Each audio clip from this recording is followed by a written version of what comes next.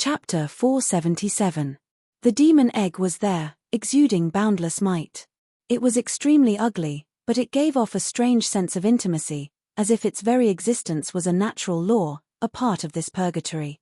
Cavendish unhesitatingly released his hostility and greatly increased his power, as if he was preparing for battle. Roland, stop hiding it. Her physical body's minimum level is that of a main god. As long as she obtains a portion of Cynthia's special powers and abilities, her combat strength will explosively increase. Even if her physical body won't be able to last much longer, hiding it now is the equivalent of suicide. I was rather hesitant, not because I was worried about how strong the opponent before me would be, but rather because I was hesitant about whether or not I should take the risk and use this opportunity to see Cavendish's maximum combat strength, so that I could prepare myself for a possible future battle. However, I hesitated as I looked at the demon egg's increasing aura. The current situation had finally reached a balance, and it wouldn't be a good thing if Cynthia's backup physical body was too powerful. As for Cynthia's demon egg, I didn't really care, because I had already thought of a way to defeat it, no matter how powerful it was. Explode, reality, cough, cough, collapse, hell. Along with my will, the entire hell began to collapse, shatter, and transform into dust. Soon, this dimension would be separated from the Hades, and the entire Hades would reject it as trash and toss it into the void. Naturally, the gigantic demon egg would also be tossed into the void. As for what else was in the void and whether or not she would be able to return, since there were no precedents, and I didn't even know how harsh the void's environment was, I didn't know. If this had been any other Chaos main god, the dimensional explosion wouldn't have been able to kill them. Instead, they would have been able to use this opportunity to enter deeper into hell. But right now, you're nothing more than a round egg. How can you possibly grow wings and fly? As for the gluttony's hell and dang, just like the mountain inferno earlier, they could simply be regenerated. Who said that a boss transformation had to be fought head-on? Trying to transform into an egg in front of me, who had mastered the dimensional laws of space? Did you have a death wish? Since there's no rule that states that we must kill the other party, why don't we have a good fight? Cavendish's expression was very complicated, but more than that, he felt a sense of helplessness. It was as if he had already completed the tearful farewell ceremony, and the soldiers who were about to set out had just stepped onto the battlefield, only to be told that the battle had been temporarily cancelled due to the rain. Very quickly, the black mist began to close up. Just as we heaved a sigh of relief, a strong sense of danger suddenly made all of us look towards the opening. *CK, the egg really grew wings and flew away. Yes, the eggs were really flying. What kind of monster was it? Its egg form had been forcefully broken, and its unevolved internal organs, heart, and lungs were all exposed. Half of its body was still in the egg form, and the only parts that could be seen were probably one arm and two wings. The void was devouring the light, but the wings of light were unfolding mysteriously. 1, 2, 10, 100. Finally, countless wings of light covered the entire void. The void was now illuminated, and holy light illuminated every inch of it. Holy hymns echoed throughout the entire world. Even every corner of the Hades was playing the holy burial song from ancient epics. The light that leaked out of the canyon lit up the inferno. This light actually directly destroyed all the ghosts in the inferno. This was a light that was far purer and more holy than holy light. The goddess of chaos, the most ancient chaos that created the chaos abyss and demons, was actually so pure and holy. 10 million, 20 million, 100 million, 200 million. Pack, the combat strength measuring device exploded. Although I was just casually saying this, I mysteriously felt astonished in my heart. I didn't even need to measure any combat strength or energy level. Just by looking and feeling, I was able to sense the tremendous difference between the creator goddesses of chaos and main gods. The difference between a creator and a creator. It's like an adult and an ant. Cavendish remained abnormally silent as he stared at the brightening sky. Then, a burning flame reignited in his eyes. This wasn't a negative emotion like anger or fear. Instead, it was a desire. He desired that he would one day surpass Cavendish. This was a type of delight. He was delighted that there was still a vast sky before him, that he could fly even higher. What an annoying hot-blooded type. With the goddess of creation being so powerful, it would seem that I'll need to revise my plans again. Just thinking about it is so troublesome. At this moment, I increasingly noticed that I was foundationally different from Cavendish. Perhaps this was the difference between Cavendish and I. When facing a powerful enemy, he would face them head-on, while I would think of ways to go around them or trap them. But now that I was facing an enemy that was nearly impossible to defeat, he happily accepted the future challenge and focused all his energy on becoming stronger. Meanwhile, I was trying to come up with all sorts of schemes and strategies to defeat him. It seems that he's the main character, while I'm on the wrong path. Still, I'm relaxed now. I understood Cavendish, just as Cavendish understood me. Although we were only cooperating for a short period of time, Cavendish had always desired to fight against me. This was an urge that stemmed from us sharing the same soul. He desired to defeat Cavendish in order to prove his own worth. He desired to prove that his path was stronger than Cavendish's, and he desired to prove that the quality of his soul was superior to Cavendish's. I guessed that he would still want to fight against me after all of this was over. But now that he could see an even higher mountain range, with his personality, he wouldn't come looking for trouble with me before he reached the peak. But I still can't avoid this battle. After all these miscellaneous matters are over, I can focus on improving my own personal strength. Otherwise, it would be far too embarrassing if Cavendish casually killed me. Even if I can't reach the goddess of creation's power level, I can't be too far away. I shook my head and dispelled these distracting thoughts. The opponent before me was our true goal. The creator goddesses of creation's power level was far too inconceivable. This completely surpassed any possibility of victory. Was this the reason why the game's history ended with everyone dying? Relax. She won't be able to return. There's no concept of space or time in the void. Only one's will can guide one's direction. Pure power is worthless. A physical body that can't be controlled by a divine soul can only remain where it is. Even if she's right in front of you, she'll still be far away. And soon, that physical body will naturally collapse. The sealed hells more seemed to be explaining my system's explanation. Cynthia's physical body didn't improve any further even after the entire sky was sealed. And so, the Battle of the Hades came to an end. That's right, it had come to an end. There was nothing else left that was worth recording. Sophocles the Deceiver was a bastard who had been tempted by Cynthia's promises of great benefits to the point that he tore apart the ceasefire agreement. The moment that I and Cavendish appeared and the Lord of Lies woke up from his slumber, Sophocles unhesitatingly signed an even harsher ceasefire agreement. As for us, even if we were displeased, we didn't want to push the main gods too far at this point in time. 2 of the 7 infernos were still being rebuilt. The completion of the Hades would be delayed by at least 1 or 2 years. If we destroyed one more, we would suffer even more losses. And, the longer the Hades were delayed by 1 day, the situation in the mortal plane would be even worse. Chaos war god Donates. Cavendish ran over and said something to Donates, and they seemed to have come to an agreement. And so, the true battle became a battle to the death. Donates was addicted to fighting, and it would seem that he intended to use his actions to force Donates to his limits. Judging by this, I guessed that Cavendish and Donates had long since been in cahoots with each other. At the very least, Donates' most loyal lackey of chaos actually seemed delighted after hearing about Cynthia's death. Even though we had come to an agreement, we still didn't hide our distrust of Donates and Donates. The 3 chaos main gods were all under our supervision. The demons were all waking up from their slumber, and the Queen of Temptations hid in Cavendish's embrace under the gazes of her comrades. Then, there were even more looks of dissatisfaction. I definitely wasn't envious or jealous of Donates. Stars also appeared in the sky above the Hades. The gods also began doing their jobs. Even the stars were spinning above the Chaos main gods' heads. Everyone was still looking at the Chaos main gods with a lack of trust in them. Everyone finally heaved a sigh of relief when the white figure on the boat reappeared on the river Styx. At this point, we no longer had to worry about the Chaos main gods causing trouble. Ale, you've woken up.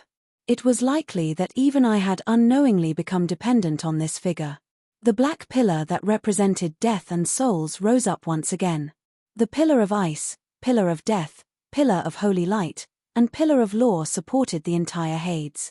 The cycle of the Hades had now been completed, and the completion rate had greatly increased. Denotes and Sophocles the Deceiver would remain in the world of the Hades. That was something that could only be done when the world of Aeshi and the world of the Hades were reconnected. Only then would they have a place to return to. Of course, there would always be a powerful force watching over them. If they showed any weakness, it would be the perfect time for them to die. At the very least, they definitely wouldn't have an easy time for the next few years.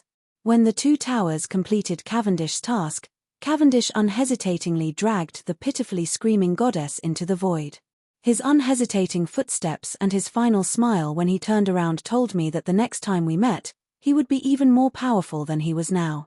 At this point, the Battle of the Hades ended with the Hades faction's complete victory. History was now destined to be completely different. The future world would change from 2 factions fighting for supremacy to 3 factions fighting for supremacy. Perhaps everyone's fates would be different.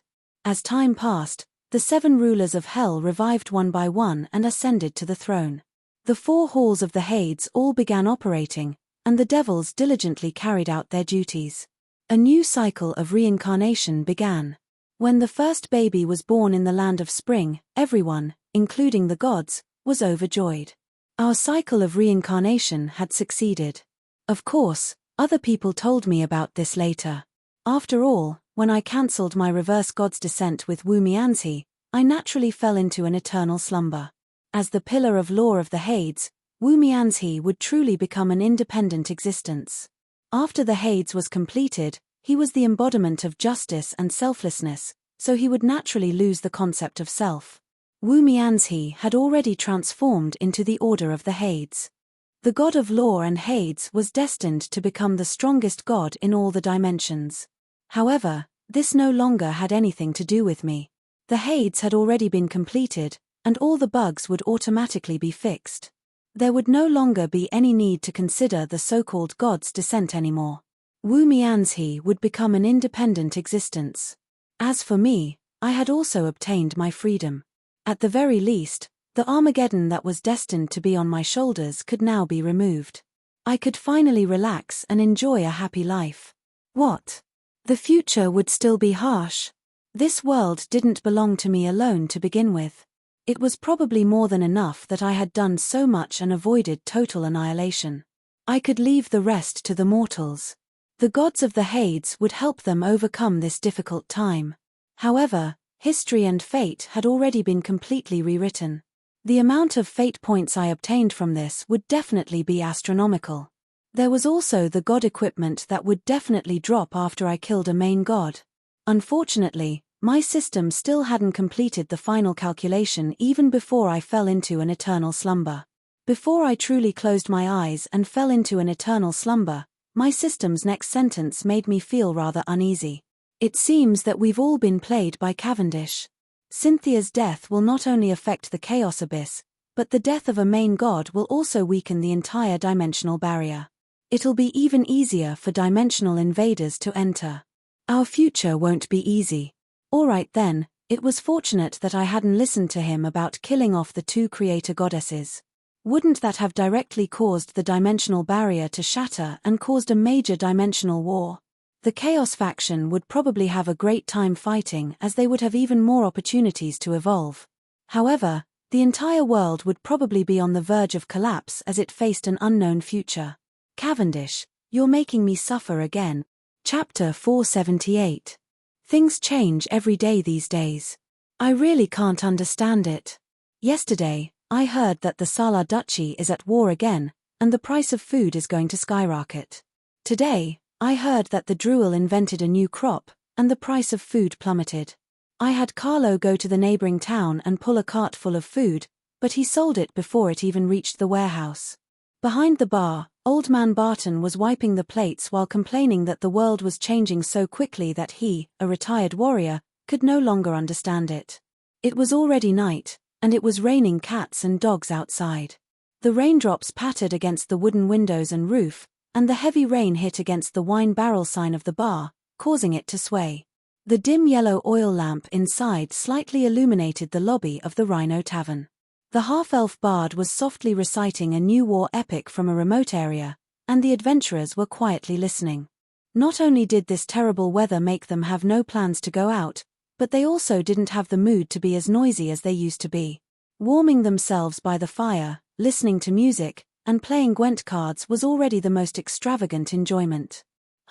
Old Barton, it's not that I want to criticize you, but it's fine if you can't afford that machine that makes a sound just by shaking it. Nowadays, magic lamps are sold everywhere, and they only cost 2 energy coins a month. Why are you still using kerosene lamps that use up so much fuel and aren't bright? Are you still lacking these few coins in your coffin? Or are you planning to take advantage of Catalina's future husband? Even though Catalina was the bar girl, she was also the boss's precious adopted daughter, and she was the fuse that could be lit at any time. If anyone else had said this in front of old Barton, he would have taught them a lesson a long time ago. This old dog still had some teeth. At this moment, the person who was joking casually was an old mercenary with grey eyebrows and hair. His silver emblem was engraved with a pair of wings. This was the emblem of a silver emblem mercenary. Only warriors who had made great contributions to the duchy had the chance to obtain it, and it was also proof of being an ace mercenary. It was clearly a waste of talent to be in a small town like this. His expensive magic spear was casually leaning against the bar counter, and on his arm, which was toasting to his heart's content, was the latest Explorer X4 Heroes gauntlet, and on his waist were several of the latest miniature energy barrels. These were the standard equipment of Winston, the strongest mercenary in Anton. And the reason why he was able to joke around with old Barton like this and not get thrown out by the hot-tempered old warrior was that the two of them used to be partners in the same mercenary group. I see that these engineers and mags aren't reliable. Can their things be trusted? Especially gnomes. Hey, you can't be. Do you still remember how you were screwed over by the goblin engineer? The other party sold you out. That mechanical alarm clock. Oh right. That's right, it's that mechanical clock. I still remember its auspicious name. It's called, what's it called again? Safe. The Bayard Brothers' safe alarm clock. Old Barton spat out these names one at a time. He still remembered the name of the producer, and it was obvious that he held a grudge. His memory was exceptionally deep. I remember again. That day, the alarm clock rang for almost half an hour, and we were all woken up. You were still hugging your pillow and drooling while saying let me sleep for 5 more minutes, and then, Seeing old Barton's deathly pale face and seeing the red-haired waitress eavesdrop by wiping the table, old Winston decided to save his old friend some face, considering that this bar was the only one in town that served dwarven spirits. Crack. All right, the old baldy crushed the plate himself. It was obvious that he remembered what happened that morning, and he lost control of the strength in his hand. Old Winston laughed so hard that he slumped over the table. At the end of the alarm clock's ringing, it gave a warning. It was a hoarse and ear-piercing recording. Even now, old Barton could still clearly remember that it was the sharp voice of a gnome. All right, you don't want to get up, but you actually look down on the safe alarm clock, the Bayard Brothers goblin product. This alarm clock is angry. This alarm clock is about to explode. 50, 4, 9. The 50-second countdown was more than enough for the muddle-headed old warrior. Considering the gnome's reputation, if they said they would blow up a hole, they definitely wouldn't just blow up a hole. They could only blow up a dozen holes or even a canyon. The old warrior didn't hesitate to get out of bed and press the stop button on the alarm clock, and then, 4, 2, 4, 1. Obviously, this wasn't the stop button for the alarm clock bomb, and even after old Barton thoroughly searched through the alarm clock, he still couldn't find a second button to press. 3, 2, then, helpless, Barton could only painfully throw out the crappy thing I bought with a month's salary that was about to turn into a bomb. In the end, when the countdown ended, what he waited for wasn't an explosion, but another music recording. Did you fall for it? You're finally awake, aren't you? Don't listen to those rumors. Our safe alarm clock is sturdy and reliable. We stopped making bombs a long time ago. All right, if this was the end of the matter, then so be it. After all this ruckus, he didn't need to sleep anymore. Perhaps old Barton would even appreciate the other party's sense of humor. The alarm clock really did work. Just as he took back the alarm clock, he discovered that a small crack had been smashed open on the alarm clock, and the hidden mechanism had been activated once again. Ha, you actually dared to pry into the Bayard brothers' trade secrets. Taste the gnome's wrath. Barton still remembered that the high-pitched scream was filled with undisguised malice, and the wings of misfortune had already covered his head. Asterisk boom. Asterisk all right, there was no need to describe this familiar plot. The explosion wasn't that powerful, and old Barton wasn't that weak, but since the source of the explosion was right in front of him, the last few strands of hair and eyebrows of poor old Barton dissipated in the explosion. Then, he angrily ran over to question those green misers with no professional ethics. However, the gnome contract specialist received him in a refined manner, and then chatted with him in a friendly and cordial manner. And so, first, he was confused by the large number of disclaimers hidden in the sales contract, and then he inexplicably had to pay some liquidated damages and fines for prying into trade secrets. In the end, the more he thought about it, the more he went to the gnome's door. Instead, he was inexplicably tricked into buying a large number of hair growth products. Phut, you don't say. Those hair growth products of yours are really effective. Asterisk crack. Asterisk this was the second time that old man Barton had crushed a plate. He was already considering whether or not he should properly settle the score with his old friend. At the very least, when he woke up the next day and turned into a hairy ball, this old bastard was also smiling just as happily, and even dragged his friend to see the hairy gorilla. All right, it was no wonder that Barton hated gnome products so much. Back in the day, he bought a new toy for the sake of novelty. In the end, he didn't even pay for it, and he was tormented quite badly. His hair did grow back, but it was too frightening. In the end, he even had to spend money to buy the gnome's permanent hair loss agent. It was as if he had stepped into a pit one after another. In the end, he, the rock-heavy hammer, retired early. It was unknown whether it was because he was really old and weak like he said, or because he couldn't stand the ridicule of his brothers and the strange gazes of others. After all, not everyone could remain calm on a face that was as clean as an egg. Every time the people in front of him inexplicably burst into laughter, his old face couldn't stay there any longer. Right, has the permanent hair loss agent lost its effectiveness? How did your eyebrows grow? Phut. No way, fake eyebrows. Isn't that another goblin product? Old friend, don't you hate goblin products? Asterisk boom. Asterisk all right, this time, the old friend directly pulled out the war hammer that he had placed under the bar counter. He waved the silver weapon around and chased the blabbermouthed silver emblem mercenary all over the bar. As for the regular customers of the bar, they were already used to this daily clamor. They cheered the boss on while requesting the bard to change to a fast-paced song. Those who stayed in a bar instead of a warm home in this horrible weather were either adventurers or mercenaries who had no fixed abode, or old drunkards who were hopelessly poisoned by alcohol. Unfortunately, unlike the previous times when the boss won a complete victory, this time, old Barton panted heavily as he chased Winston for a dozen or so laps. He suddenly stopped and looked thoughtfully at Winston, who was completely fine. You old bastard. You've reached the threshold of the legend rank? Yeah, I just touched it 2 days ago. I came all the way here just to show off to you. Hearing this, Barton was stunned at first, but his tightly clenched fists relaxed once more. They had been brothers for so many years, so there was no need to take him seriously. It was just an effective way of provoking him. And even though his old friend took the opportunity to invite him to come out of retirement again, he still gave the same answer. H, even this guy can become a legend. This damn world, this old bastard can't understand it anymore. It's easier to just stay here and run a bar. It seemed that Winston's persuasion had failed again. The old mercenary shrugged. This was to be expected. Barton the Stubborn Rock was a nickname that said he was as stubborn as a rock. You old bastard, you're only 45 years old. Don't call me an old bastard. Did you hear? The wood spirits have started selling their holy water of youth. It only costs 100 justice points, And that's 2 years of youth. Who knows, you might even become a legend. HMPH, not interested. If you say such nonsense again, next time your dwarven thunder spirit will only have water and no wine. This was obviously not empty talk, but a real threat.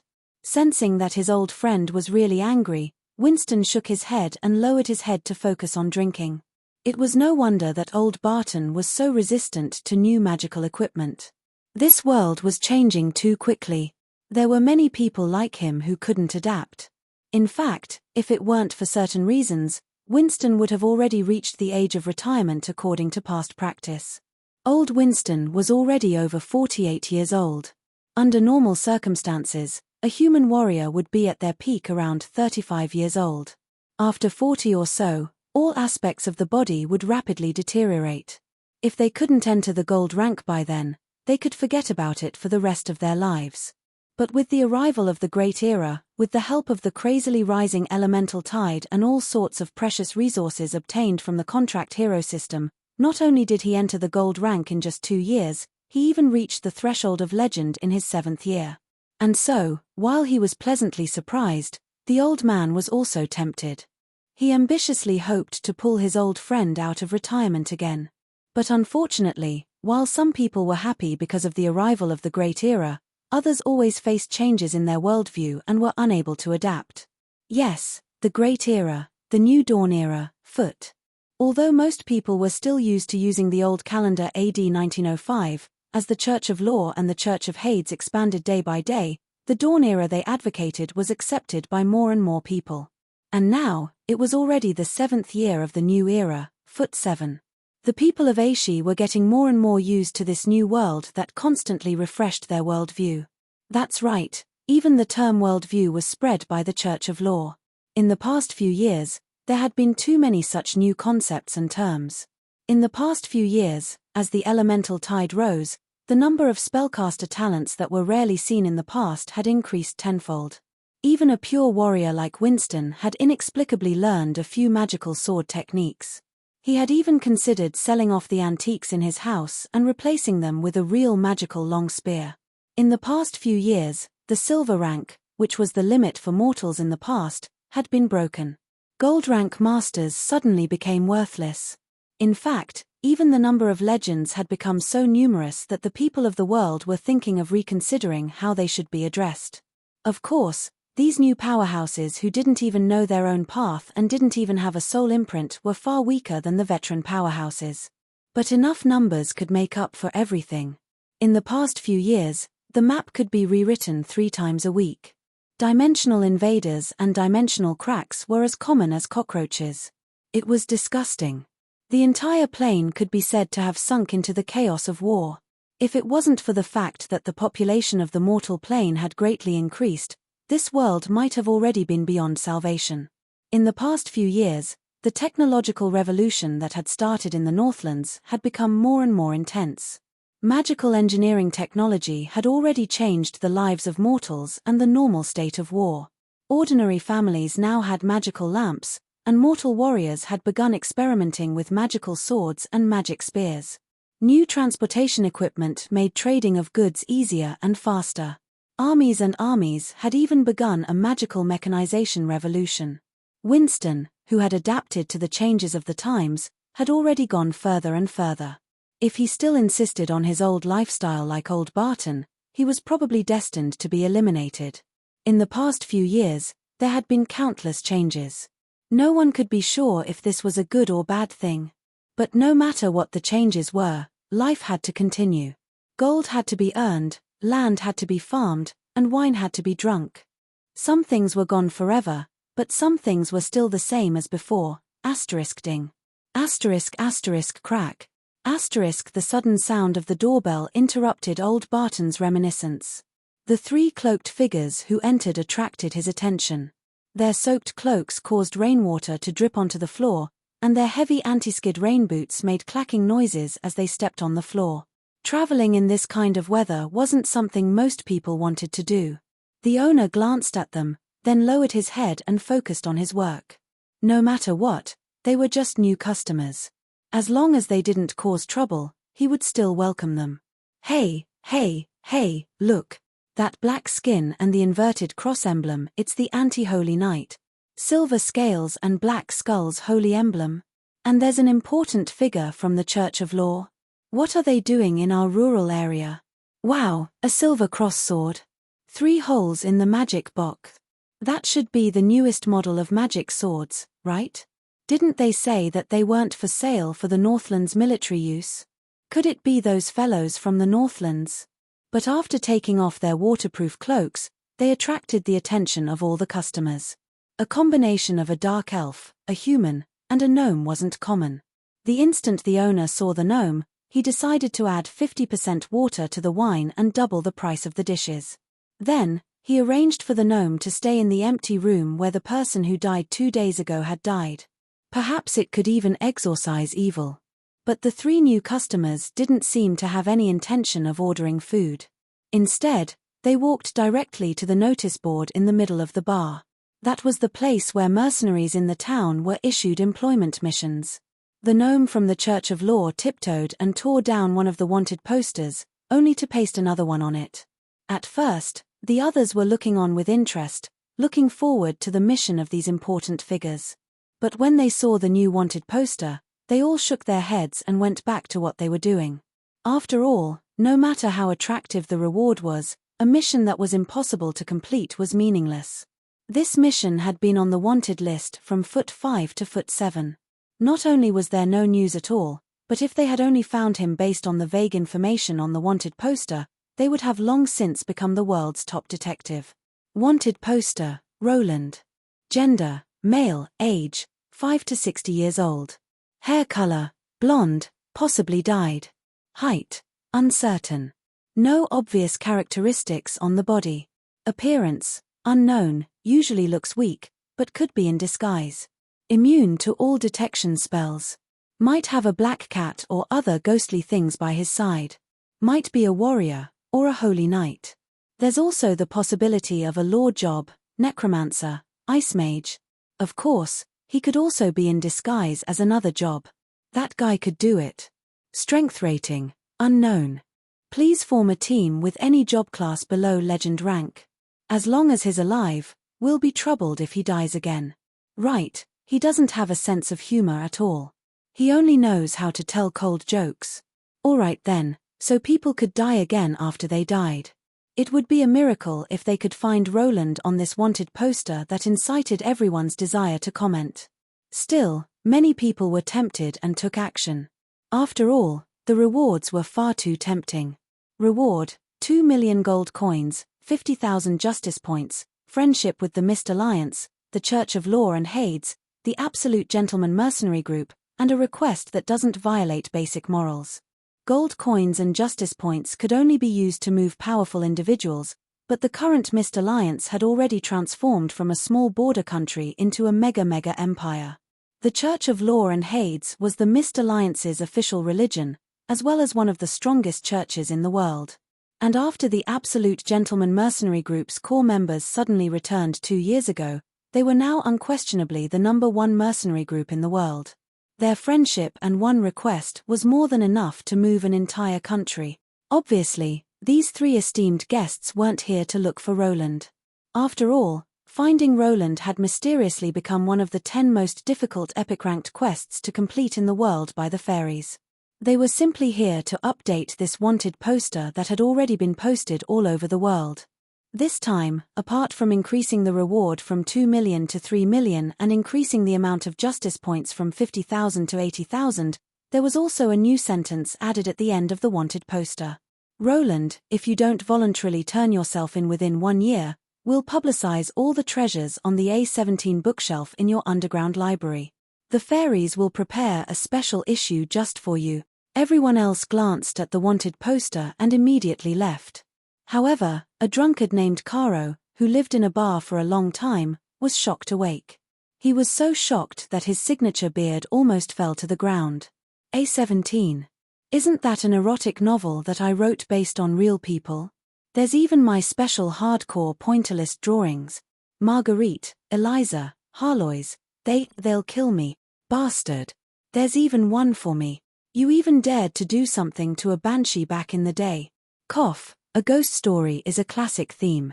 There's plenty of ways to play it. Let go, don't bite me. Actually, there are almost all the beautiful female goddesses on the list. You're going to be hunted down by the goddesses after the list is publicized, right? TMPH, I'm not angry because the goddess of order isn't on the list. Hey, hey, hey.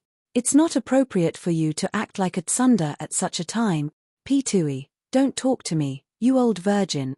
Harlois, let me tell you, an old virgin who's been holding back for too long can be quite perverted.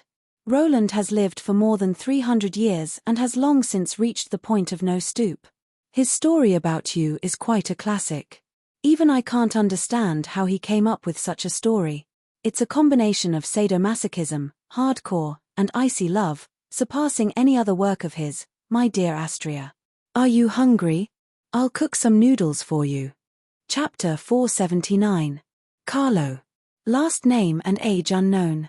Blonde hair, blue eyes, a full beard that obscures his face, but his voice sounds younger than his appearance.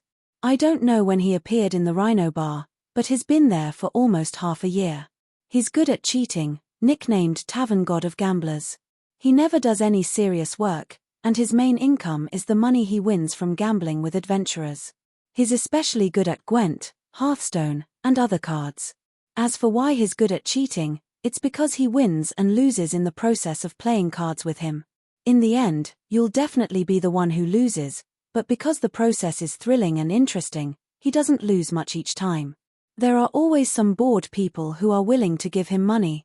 But he was too ruthless in killing outsiders some time ago, so the old drunkards all discovered his tricks. He won't be able to make any money for a while. Usually, he does odd jobs for the boss, old Barton, to pay for alcohol and accommodation. It seems that he's very interested in the owner's daughter, Catalina, but she's never been nice to him.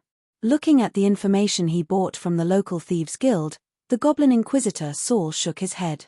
Over the past half a year, it had become a habit for him to inquire about unknown adventurers who suddenly appeared out of nowhere. But when he thought of that person's information, that medal that seemed to have become an epic character, and compared it to the drunkard in front of him who had been in the tavern for half a year, he shook his head. It seemed that his luck wasn't good enough, and he still came up empty this time. Next, let's prepare for the investigation mission in front of us. Such a remote town without any special resources, but there's actually a blood sacrifice of evil cultists. Something's not right there. As an inquisitor who had just graduated from Nanxiang's accelerated course, Saul seemed too young to be on the front lines. If it were those old foxes from the era of the Four Halls of Justice, seeing Carlo's information, they would immediately be interested. Because they knew that their old superior, who sounded like he was famous, was definitely not some honorable hero. It was completely possible for him to owe a tavern money for half a year, or use gambling debts to pay for alcohol.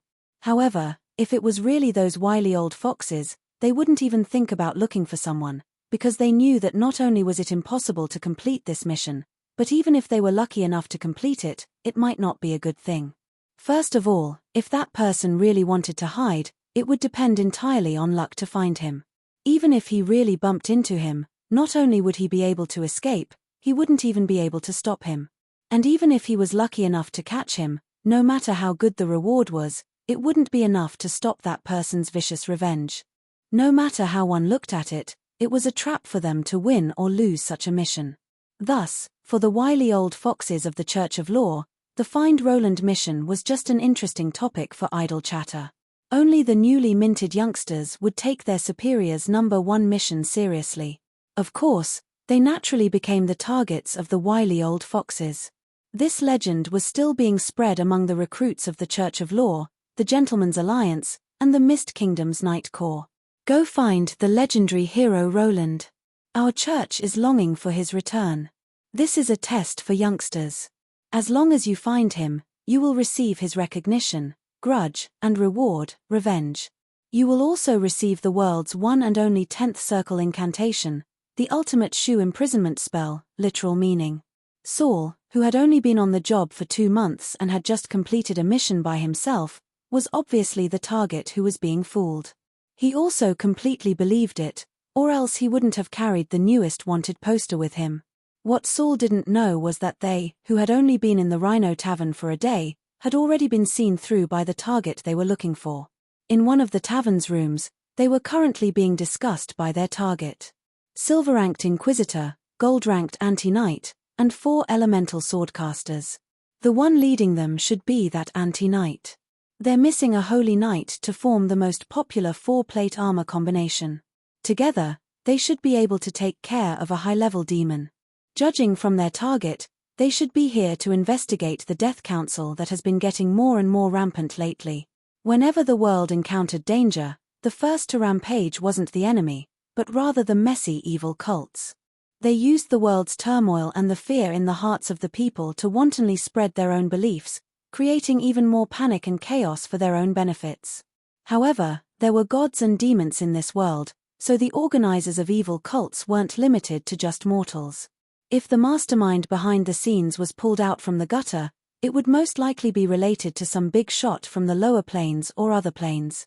The full name of the Death Council was All Things Die Council. It was a religion that came from the lower planes that worshipped death itself. However, when it spread to the main plane, it had already gone astray.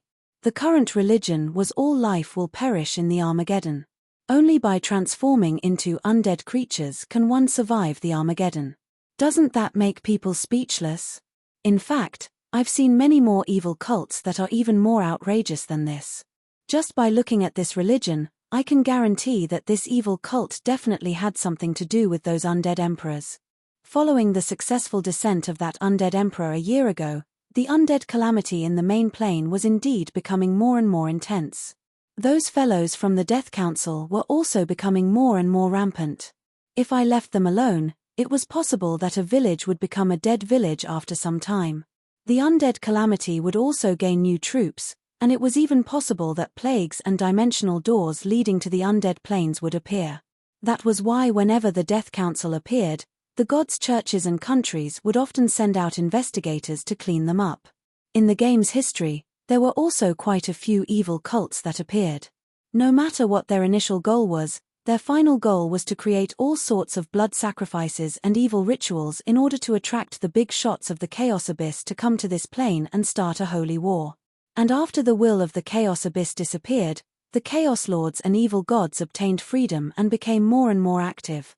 Evil cults also increased in number. However, it was difficult to say what their final goal was. At the very least, I hadn't seen so many strange evil cults in the game's history. Fishermen, die. It was a rather strange name. It was said that this evil cult believed that fish are the purest creatures, and that all fishermen should die. Those bastards who cooked fish soup should go to the 18th level of hell. Their main worshippers were fishmen and water-type creatures. They developed quite well in swamps and lakes. At first, I felt that this was quite inconceivable.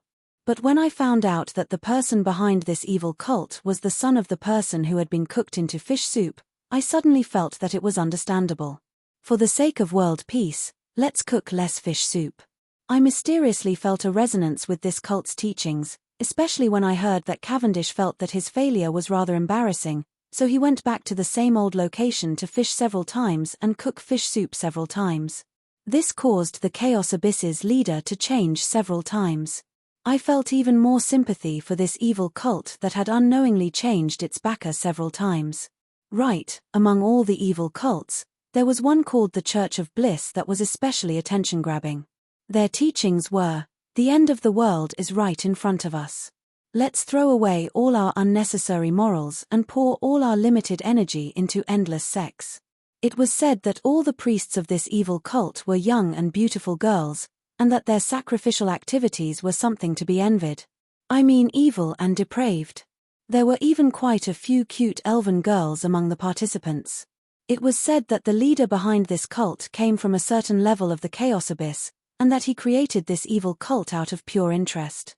He also used his own incarnation to participate in such activities, and it was said that the incarnation was a very attractive girl. Unfortunately, I had never been able to find their church. Would you believe me if I said that I only want to eradicate the evil church? If I tell you that the day you find the Elysium Club is the day Eliza finds you, I will never tell anyone about it.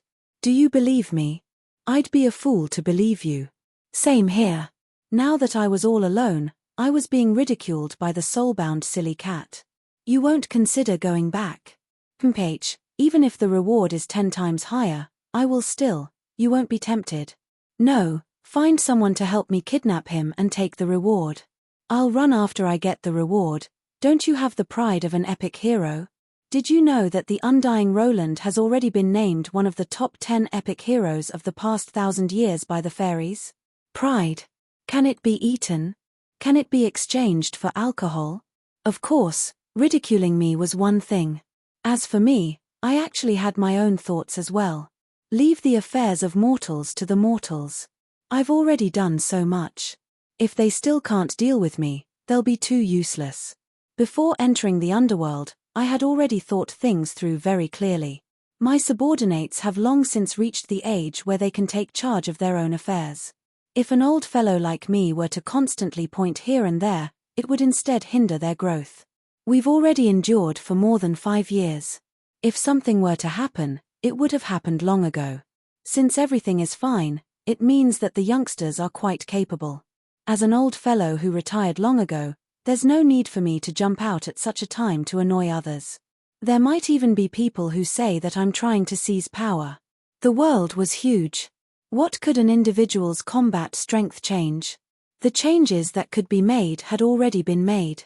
The seeds that had been sown had already sprouted. All that was left was anticipation. Yep, not laziness, but anticipation. Do your best, mortal. Big Brother is watching over you. That was why I had more than enough confidence to ignore the existence of the wanted order. It was just that the newest threat was giving me a headache. Considering that Eliza was most likely involved in the matter of being able to enter my underground library, I decided to take some time to write a threatening letter to the Church of Law. If she dared to publicize it, I would publicize the embarrassing fact that she still wet her bed at 6 years old, and that she still didn't dare to sleep alone at 9 years old. I suddenly sympathize with Eliza. Can't you have a little more EQ and a little more sense of responsibility? Actually, none of you understand the depth of my love. Child, one day, my life will come to an end, and all of you will be crowned as kings. Who's throwing stinky boots at me? I didn't even get to finish saying the word king before the white cat's flying boots shattered it. Yep, the white cat. I thought that the silly cat had become the white cat because of that ridiculous wanted order. Aren't you just planning to openly slack off? What's the point of coming up with so many excuses? HMPH, mortal wisdom. How can you casually say something like slacking off? You should say that you trust your companions and juniors. Also, please call me Roland, the freedom knight who pursues justice and fairness. I'm an independent knight who travels with the wind. I'm not loyal to any noble faction, and I only fight for the justice in my heart. Why do I feel like you're ridiculing me again for no reason? I'm a man who wants to become a freedom knight. One day, I'll find my own elven girl. I have no idea what you're talking about. Did you take the wrong medicine? This joke is way too revealing of your age. Be careful that others don't understand. However, time seemed to have proven my choice. My wish from 7 years ago had become a reality. Although it would be extremely irresponsible to leave someone else in charge, this opportunity to be independent indeed gave those talented people a chance to show off their abilities. The construction of the Hades took a total of 5 years. These 5 years were also the years when the Holy War began and the era changed the most rapidly. This was also a test for those young leaders. Even though I had just returned to the mortal world, I heard that they were doing quite well. The Mist Alliance in the Northlands was protected by 2 queens. The Northlands' Mist Sisters' reputation had spread far and wide. Since the entire world was in chaos and war, the Northlands' Mist Alliance that still had time to support other countries became especially special. The Northlands' Mist Alliance was flourishing, powerful, and just. The Northlands' Mist Alliance was becoming more and more prosperous. In this generation, the other side of being powerful and famous meant a stable living environment and endless business opportunities. Compared to the countries that were constantly suffering from the fires of war, the land that was covered in ice and snow seemed to be much more adorable. This was especially so with the development of magical engineering technology and the combined forbidden spells of the Northland's elves, which made the cruel natural environment seem less frightening. In a world of chaos and war, having a peaceful land was an attractive advantage. Countless merchants and people migrated here. The tremendous profits from the arms trade, plus the strong alliance with Orland, Bardi, and other countries helped the Mist Alliance, which no longer had to worry about the future, to become a new mega-empire. The Mist Alliance was now viewed as a new mega-empire. Of course, the Mist Alliance was able to maintain peace in the midst of war. Apart from the fact that the Mist Alliance had no value, it was also because this was the headquarters of the Church of Law and the Hades. Causing trouble here would be the equivalent of directly provoking the entire Hades faction. Even the Chaos main gods would have to think twice before acting. The internal structure of the Church of Law was stable. In fact, they didn't even need an especially outstanding leader. And with the establishment of the Hades, the god of law had transformed into a concrete Church of Hades. The saying that anyone who did evil in life would be punished in death was no longer an empty saying. As the Church of Law and the god of Hades, it was only natural that they would become more and more influential. The foundational reason for their increasing influence was the rise of the Hades faction and the fact that Wu Mianzi had become a main god. As the ruler of the Hades, after the Hades fully matured, the eternally just Wu Mianzi absorbed countless believers and the power of law, becoming the second existence to become a main god in this holy war.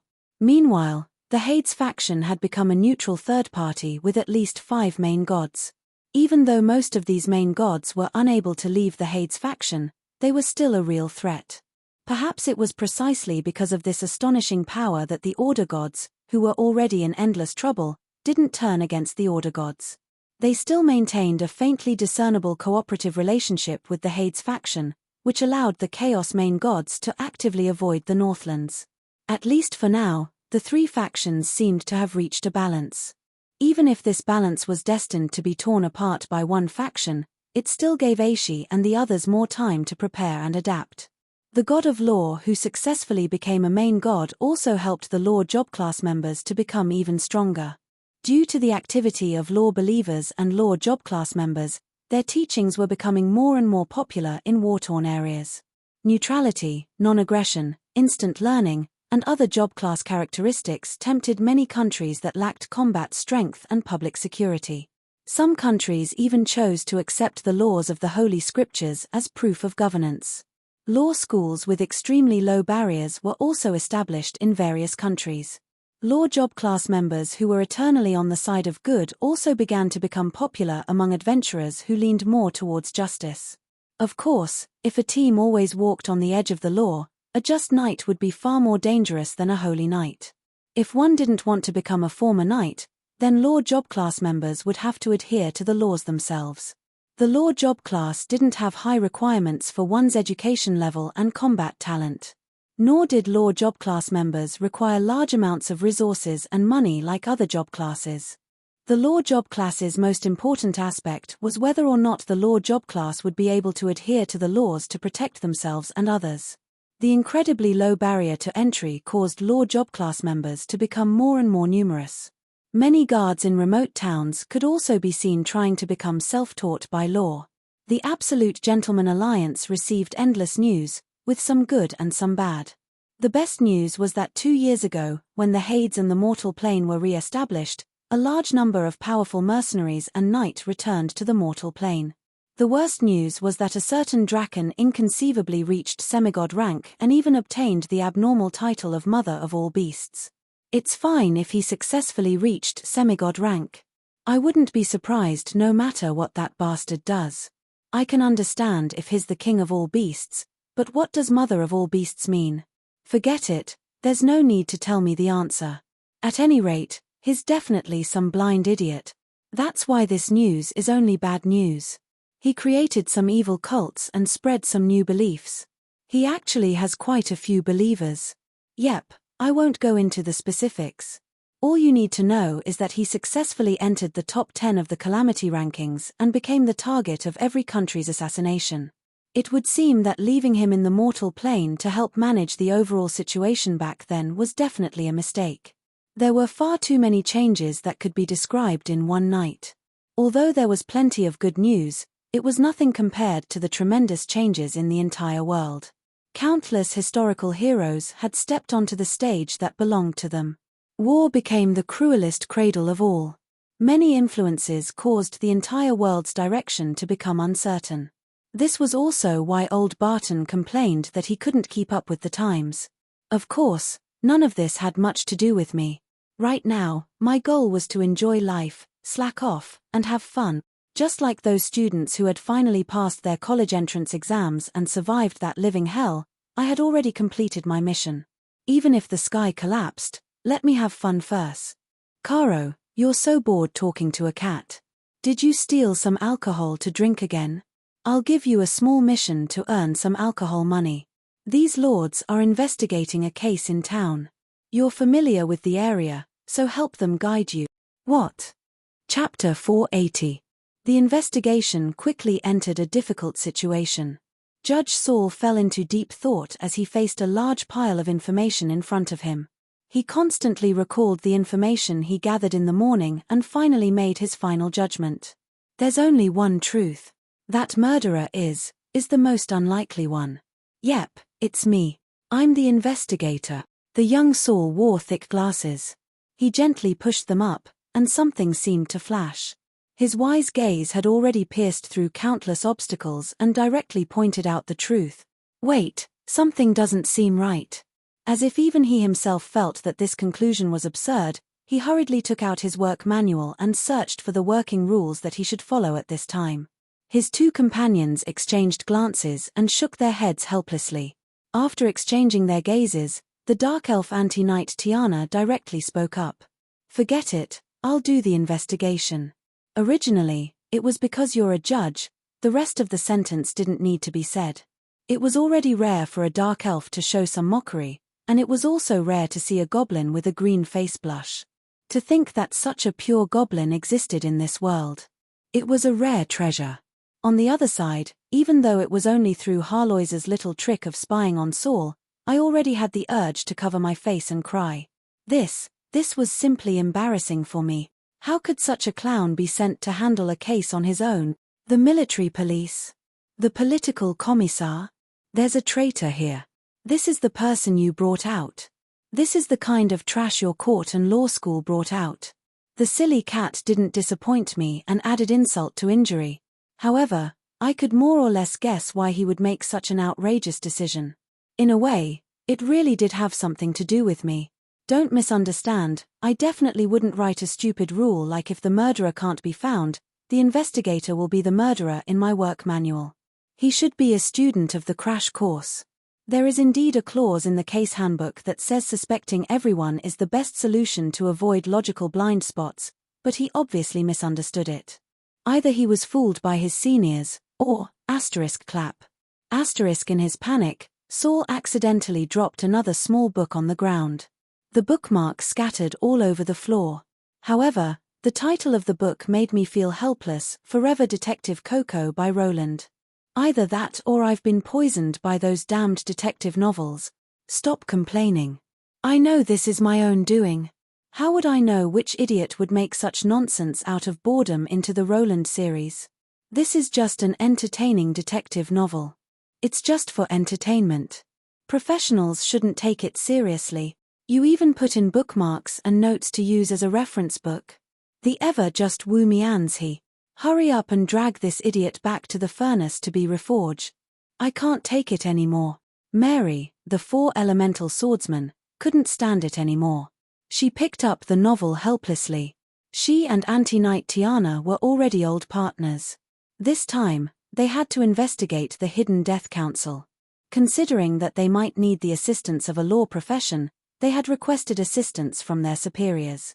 In the end, they had been sent such a useless person. Isn't this a novel? But didn't the seniors say that when we encounter a case that is too complicated, we can find inspiration from this novel? This was the work of that lord. I've learned more than 300 ways to murder. I think I hit the wall, really. You've encountered those strange and troublesome killing methods in real life. Would a normal person use such a troublesome method to resurrect? It's really just an entertainment novel. Phut. How does it feel to be so trusted by a junior? As expected, it's your own fault again. How does it feel? Right now, I really felt that I should have thrown these two into the Hades. I really couldn't take this double barrage. Tiana and Mary looked at each other. Nothing needed to be said. All right, as expected, newbies aren't reliable. Don't count on it. Do it yourself. The two of them quickly organized the relevant information and began to talk about the case and the related parties. Goblin Sawyer also knew that he had embarrassed himself greatly this time, so he could only watch from the side. There were a total of 7 sacrifices in the 3 surrounding towns. Many of the victims' families were sacrificed. The total number of victims was 27. In the past 6 months, there were 12 strangers. Among them, there were no guarantors or family members. Their actions were suspicious and obviously suspicious. The 2 female knight and swordsman seemed to be in their 20s. I probably hadn't met them before. It was highly likely that they were only semi-newbies who had only been working for 2 or 3 years. However, they at least had the ability to organize files and information. But, the owner of the bakery in the neighboring town is very suspicious. His wife was killed 3 months ago, but he didn't say anything. He wasn't sad at all. When we went to investigate, he kept staring at us. Yeah, I think so too. When we suddenly turned around after we left, he was still staring at us. That shifty look in his eyes told me that he wasn't a good person. Perhaps he had a guilty conscience. Let's add him to the list of suspects. The two of them had a lively discussion. Even Harlois was a little hesitant as she asked me, "Is that bakery owner really an evil cult member?" No. As for why his wife wasn't sad, you haven't seen his wife before. She looks just like an enlarged version of a goblin. Every time old Mike gets drunk, he would cry about how he was forced onto the bridge by his wife's tyrannical daughter, and how he was beaten by his wife at home. I always felt that it was already very kind of him not to celebrate his wife's death with gongs and drums. Why was he staring at them? Wasn't it because he had a guilty conscience? With a wife like that, it's normal for him to be a pervert who sneaks glances at beautiful women. Besides, it's their fault for dressing like that without any self-awareness. Didn't you notice that all those young men are sneaking glances at them? If we add them to the list of suspects based on this standard, it'll probably be filled up immediately. In front of Mary's chest was the mercenary emblem of the Absolute Gentleman Alliance. She was also wearing a female outfit prepared for the 4 elemental swordcasters. The 4 elemental swordcasters were magical swordsmen and didn't need to wear heavy armor for the sake of flexibility. After all, they could wear very little, and the higher-ups of the Gentleman Alliance were all. Yeah, everyone understood. The outer layer was a silver enchanted chainmail. The inner layer was a skin-tight shirt that was specially woven to accentuate certain parts of the body. The long red and blue windbreaker covered the entire body. Not being able to see it was even more eye-catching than seeing it. Rather than calling it a warrior's armor, it was more like an evening dress for a ball. Overall, it was fashionable and modern, sexy yet not vulgar. It completely surpassed the aesthetic standards of this era, and was a rare masterpiece. As for the anti-knight, it was even more ridiculous. The elegant and beautiful silver armor covered most of the vital parts of the body, but revealed some unimportant parts, such as the absolute domain where the thighs and torso met. The arms revealed 2 fingers and elbows, the chest revealed the back of the neck, and the chest revealed the lower abdomen. The entire armor was completely different from the traditional barrel structure. However, the outer appearance of the armor made it seem like an elegant silver robot lady. The lines were elegant and gentle, and when paired with the parts that were revealed, coupled with the natural charm of the dark elves, it had a depraved sense of beauty. TSK, as expected of dark elves, daring to wear anything. Does this have nothing to do with you? The silly cat always had a sharp sense in strange places. How would I know that they would really make it? This set can be made into 2 sets of full body armor, seriously. Waste. Well done. My friend. I did my best to give a thumbs up, and it was as if Adam's flashing smile appeared in the sky.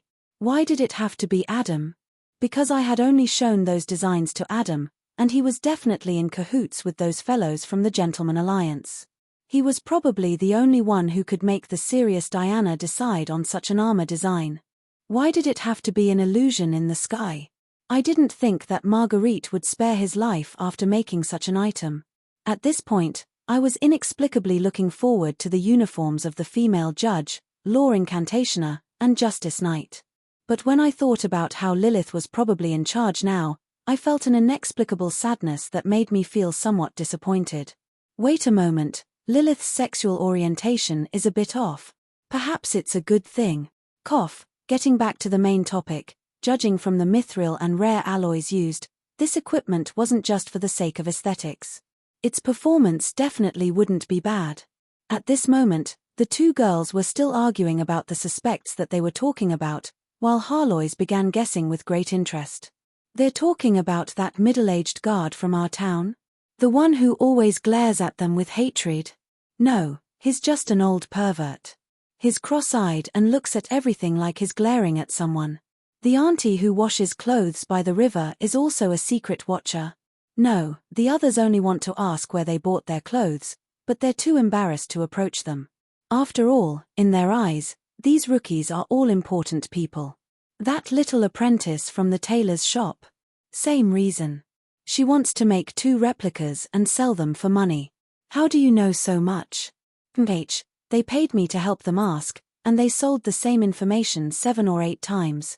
They finally have money for today's drinks. You're so free. The guard of Phoenix Feather Town? He's always sneaking around the streets at night. He's a hunchback, and he's on night duty. Is it a crime to go shopping or take a stroll at night? One suspect after another was listed. There were already more than 30 people on the other side's list, but I had already rejected all of them. Finally, the silly cat lost all her patience. Just who is it? I don't know. Don't bite me. Alright, let me explain. I've been leading the way for the past 2 days, so of course they wouldn't be able to find me. You intentionally avoided the real culprit. Why? Do you think I'm that free? The easiest way to find a necromancer is to have another necromancer look for me. The members of the Death Council definitely practice necromancy, and they have death magic on them. Even though I'm in such a weak state right now, I'll definitely be able to sense it as long as I face them. If I see them, I'll definitely cut them down with my sword. Since they asked me to lead the way, they naturally won't be able to find them. The silly cat suddenly fell silent. After a while, she squeezed out a sentence. Why do I feel like they're destined to be scammed the moment they met you? Are you sure you didn't think that their tips were good, so you wanted to earn more money for drinks? Are you sure you don't have any other methods to find that guy? Roland, why are you sweating? Are you feeling guilty? It's hot. It's autumn now. Chapter 481. With the first glimmer of dawn, the open space in front of the Rhino Bar was already bustling with noise. There were some stones, straw dolls, archery targets, and other simple exercise equipment in the open space. Old Barton wasn't too bad. As long as it was a customer of the Rhino Bar, they could use it for free. Sometimes, when he was bored, he would go on stage and give some pointers. For adventurers who were motivated to improve themselves, it was impossible for them to sleep until dawn before they retired. Life wasn't a game, and those freaks who relied on completing quests and killing monsters to obtain EXP for no reason didn't exist in real life. Well, there was still a bug in the game. For the vast majority of people, the insights gained from battles and life and death were indeed the turning point for a breakthrough. However, if one only relied on the sparks on the battlefield to seek improvement, it would not be enough no matter how many lives one had. Moreover, since it was an epiphany to make a breakthrough, it naturally required sufficient accumulation, and that accumulation naturally required the study and cultivation of the past. Although spellcasters needed enough sleep, it had become a routine to analyze spells every morning when they were in the best state. Most priests had to pray to the gods at dawn, as if they were paying respects to the gods for their divine power. But in this aspect, the priests and judges of the law class were different. Law professionals didn't need to pay respects to Wu Mianzhi in the morning and report to him at night. They only needed to study and believe in the law itself. In this aspect, They were more like mags who also had intelligence as their main attribute. But although it was troublesome for priests to pray, compared to other professions, it was extremely easy. From the sound of the law reciting in the goblin room on the second floor of the bar, Saul, who became more and more aware of his own shortcomings as he adventured, didn't waste any time. And from the lights that didn't go out until 3 or 4 in the morning, the goblin judges, who had just lost face yesterday, seemed to have a sense of bravery after knowing their shame. However, just like how mags only read book knowledge and studied theories, they wouldn't be able to improve much. Mags needed to use experiments to verify their own theories, and practice to prove their own deductions. Law job classes also needed to apply the law in handling cases and enforcing the law. They needed to turn empty laws into actual cases and use their own actions to fulfill their own understanding of the law. Of course, mags could look through other people's experimental records, and judges could look through case collections. However, looking at information and experiencing it personally were two completely different things. In order to reach the peak, one needed to be able to slowly grind away at a rock, and there was no room for Fossard. Back in Sulphur Mountain City, the strongest individuals of the 4 halls were also judges, handling cases every day. Warriors, knight, saint knight, and other melee professions would have it even harder. They would often need to hone their sword techniques and train their bodies. If they didn't touch their sword for 3 days, they would be rusty. If they didn't touch their sword for a week, they would regress. If they didn't touch their sword for half a year, they would be half crippled. If they wanted to improve step by step, those warriors who practiced their sword techniques every day before the sun rose were the best examples. Of course, if one reached Adam and Marguerite's level, combat techniques and spellcasting would become second nature, and there would be no need to hone their skills every day. But perhaps it was because it had become a habit, Adam and the others never neglected their training. Tens of thousands of sword techniques every day would be enough for an ordinary swordsman to train for a month. Only Roland would sleep until noon. Mary woke up very early, but she only stretched her body and did some sword swinging practice before returning to her room.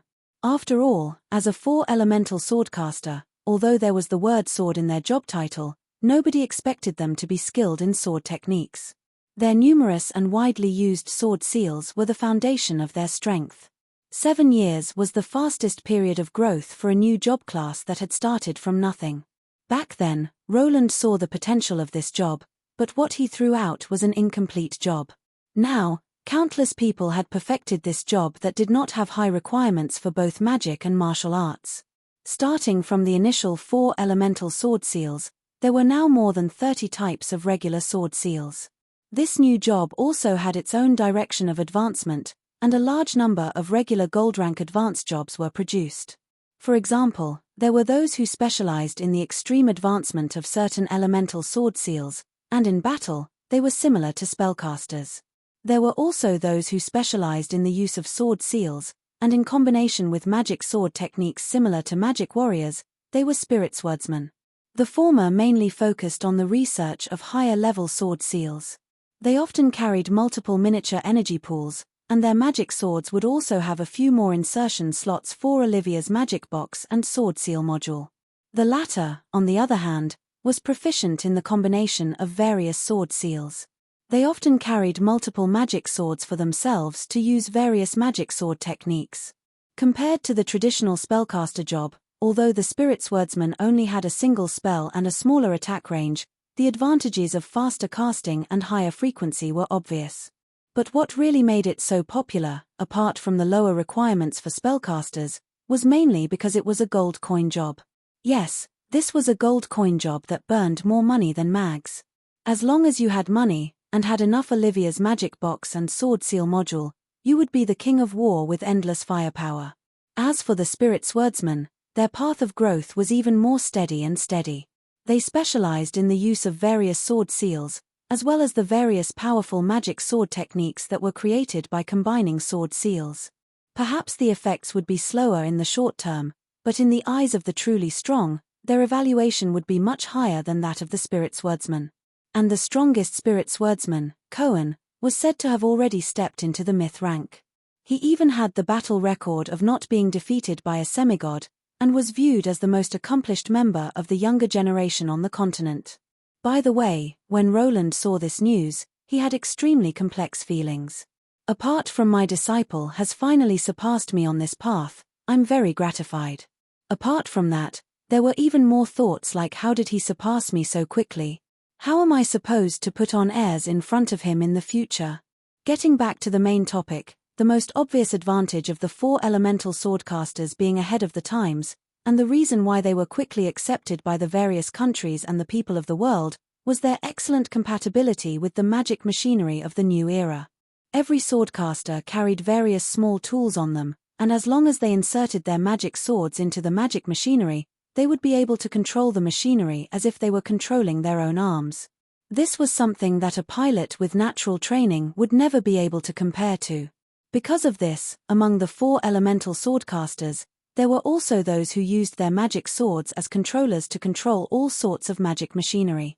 However, since large-scale battle machinery was expensive and often used for the military of a certain country, there were still very few professional pilots. They would often choose to use specially made magic swords and work for the military.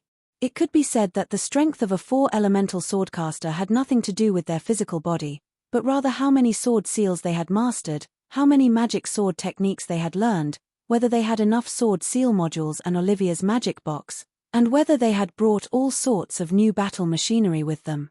Mary had already stepped into the gold rank, but just by looking at the magic swords with 3 sockets, one could tell that she was a spirit swordsman who mainly used high-level sword seals as her main combat strength.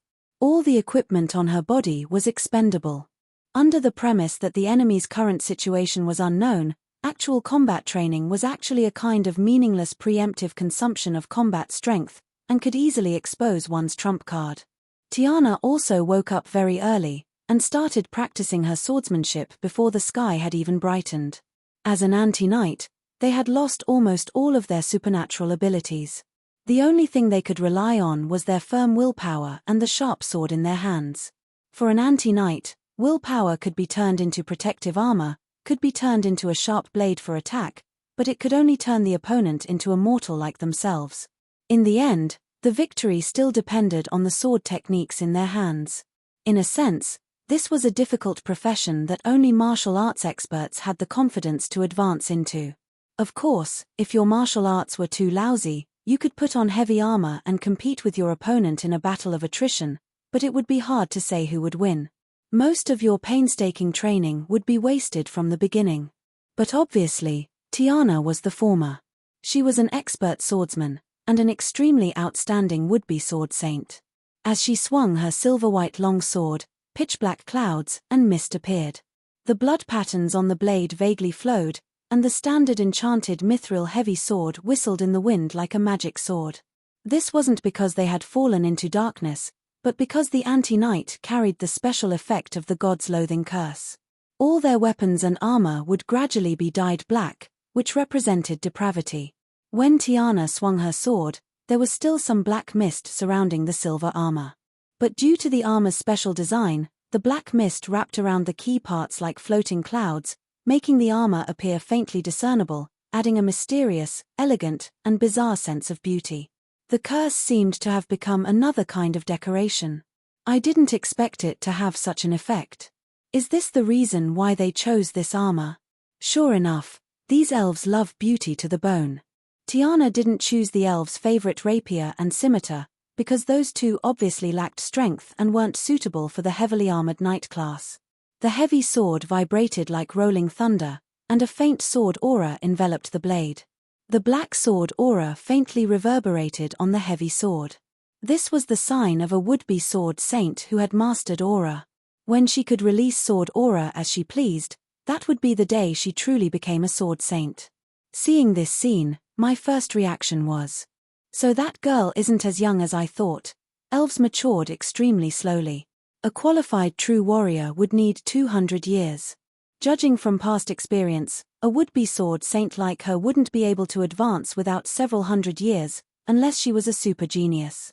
And if she was a veteran warrior with several hundred years of experience, then her experience wouldn't be too bad.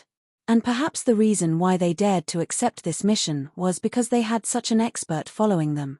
In a sense, the anti-knight and the 4 elemental swordcasters were two extremes. One reached its limit without external help, while the other was completely useless without external help. Over the past few years, through actual combat, these two classes were the best partners on the battlefield. One had many abilities, but they weren't stable. Since low-level sword seals had limited instantaneous explosive power, they were the worst at dealing with powerful individuals. The other didn't fear any duel, and specialized in difficult attacks, but lacked support abilities. This formed a natural complement of abilities. But because the number of 4 elemental swordcasters kept increasing, the anti-knight's advancement requirements were too high. Even the lowest rank had to be a gold job, and they had to be skilled in martial arts. This combination had unwittingly become a monopoly of the northern powers. Of course, this also had a lot to do with the strongest anti-knight and the leader of all the anti-knight, Diana. If that Mary is about the same level, then I probably won't have to worry about being killed by those little fellows from the Death Council. At this moment, I was lying under a tree, reading a newspaper while thinking about how to tell them about my latest discovery without leaving a trace. Yep, I definitely wasn't sipping tea while looking at beautiful women. I was doing something serious. That's right, I went to investigate last night and discovered something. Although I wasn't a member of the Death Council, it could be said that I was on their tail. As long as I followed the clues, I might be able to dig out a large group of them. How do I unknowingly let them break the ritual? I can't even expose myself. So it's so difficult to be a good NPC. What a headache. Hey! Devils and demons are fighting again. This year's 4th conflict between a devil lord and a demon lord. That's a rare piece of good news. The newspaper headlines were about a new round of fighting in the Chaos Abyss. A certain demon lord was torn to shreds, and a certain devil lord successfully advanced in rank in the midst of battle. Right now, the most chaotic part of all the planes in Aishi wasn't the mortal plane, but the lower planes. The disappearance of the will of the Chaos Abyss directly caused the entire Chaos Abyss to go completely out of control. The devils and demons, who already had many conflicts with each other, were now fighting each other. As for whether this was a good thing or a bad thing, nobody could say. They're even able to gather information about the lower planes so quickly. It seems that I underestimated the fairies in the past. Perhaps I should consider cooperating with them. It was worth mentioning that as the Holy War progressed and the fairies paid no heed to the costs, Aisha's already well-developed newspaper industry became even more prosperous. Using griffins to deliver the latest weekly magazines seemed far too extravagant in the past. Just as the content of the newspaper, which was supposed to be a cover, truly attracted my attention, Diana suddenly walked over and smiled at me. "Caro, have you learned anything after reading for so long? Do you have time to practice swordsmanship with me?" I paused for a moment, and then judging from my embarrassed and angry expression, it seemed that I had accidentally offended her. But as a wily old fox, how could I possibly admit defeat so easily? "Of course, my lady. As long as you're willing to treat me to a week's worth of ale as payment. However, I've already pawned all my weapons and equipment for ale, so you can help me buy a set of chain mail and a long sword. Right, if you accidentally injure me, can I apply for medical fees and mental compensation?"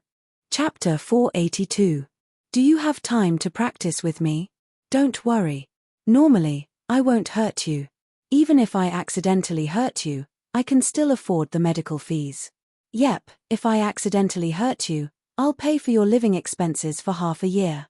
Diana looked at me with a smile that didn't seem like a smile. I was surprised at first, but looking at her dark red face and embarrassed expression, I roughly knew what the problem was. Experts were very sensitive to other people's gazes. Right now, wherever she was practicing with her sword, a bearded vagabond would constantly stare at her sensitive parts. That fiery gaze wasn't hidden at all. Her thighs, breasts, and buttocks weren't even left. He was basically a perverted criminal, so naturally she was in a bad mood. This was truly a misunderstanding. In the past, there were quite a few beautiful dark elves in Sulphur Mountain City, and he had gotten used to looking at beautiful women together with Adam. It was probably because he was chatting about important matters while looking at beautiful women. This time, he had gotten too used to it. Just because I was fine before didn't mean I was fine now. In the past, I was either wearing a semigod mask that blocked off all senses or a skeleton, which obviously wouldn't attract the attention of the victim. But this time, I was less than 10 meters away, and my gaze was still on the important parts of the opposite party. Obviously, I was courting death. The thief Mark and the barbarian Mond gave me a thumbs up, meaning something along the lines of, amazing. Everyone knows that this girl isn't to be trifled with and secretly stared at her, but you didn't even try to hide it.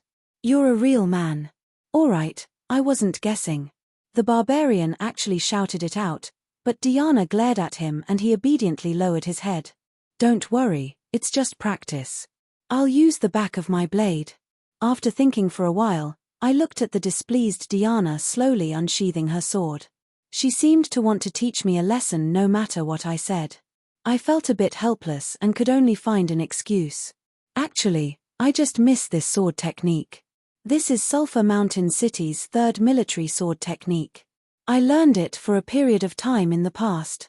You learned it quite well and have already broken away from the norm. But copying others too much will instead restrict your own path, which isn't necessarily a good thing.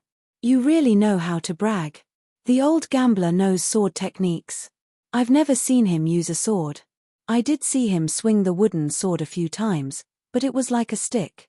TSK, TSK, TSK. You must be spouting nonsense to pick up girls. Everyone looked at me in disbelief after I said that, but Tiana was stunned. She never expected to hear such words here. The person she respected the most had said the same thing to her before. Imitation is a necessary part of every swordsman, but everyone has their own path. Tiana, your talent in swordsmanship is actually above mine, but you're not me. My path doesn't suit you. I hope you can think more and walk your own path. Diana's face was filled with astonishment, but I simply stroked my chin and maintained a mysterious smile. Thinking back to the full beard on my face, I felt like I was trying to fool the blind with my coquettish eyes. Of course, I knew that she was using the third military sword technique. After all, Sulphur Mountain City's military training manual was written by us. Since Sulphur Mountain City's warriors needed to learn sword techniques, it was impossible for Adam and I, the two top sword saints of the continent, not to learn them. The knight's heavy sword and the one-handed sword seemed similar, but there was actually a huge difference. The third military sword technique was the knight heavy armor sword technique that I personally wrote. Since it was a common sword technique, I naturally wouldn't add in too many difficult techniques. Since it was a military sword technique, I naturally wouldn't be lenient. It was ruthless, accurate, and heavy. One strike for one life, and easily for serious injuries. Although it was a royal sword technique, it was like a mad bull when used, so it was also called the wild bull sword technique. And saying that Tiana was imitating others wasn't just empty words. It was originally a head-on third sword technique, and it wasn't very popular among the town security. After all, dark elves weren't known for their strength. But there was a stupid girl who trained hard in this sword technique, and in the end, she even surpassed her teacher, completing a new version of the wild bull sword technique. She added shoulder strikes, elbow strikes, kicks, and other small movements into the sword technique, evolving the wild bull sword technique from a fierce charge into the wild bull sword technique that used the entire body to fight. But this sword technique was only suitable for her, who was born with extremely high stats. If others were to learn this modified version of the wild bull sword technique, its power would decrease. But on the other hand, those small physical movements that didn't have much killing power were very suitable for street brawls and dealing with drunkards. And on the battlefield, it was also very suitable for her indomitable fighting style. Now that I think about it, this Tiana, even her makeup and hairstyle are imitating that silly girl. Even that silly girl has a loyal admirer. How complicated. Alright, now that I mentioned it, probably everyone knew that the silly girl was Diana. Thinking about how that stupid subordinate of theirs had suddenly become a legendary hero, everyone's feelings were a bit complicated. I rubbed my chin, inexplicably deep in thought. But the silly cat jumped onto my shoulder. Do you feel like you're outdated? No, since it's such a high imitation, the armor should be the same. I'm imagining what that silly girl would look like after wearing this armor. It should be very pleasing to the eye, but I keep feeling like something's missing. I suddenly have a new inspiration. How about I find a place and mail the new design to Adam?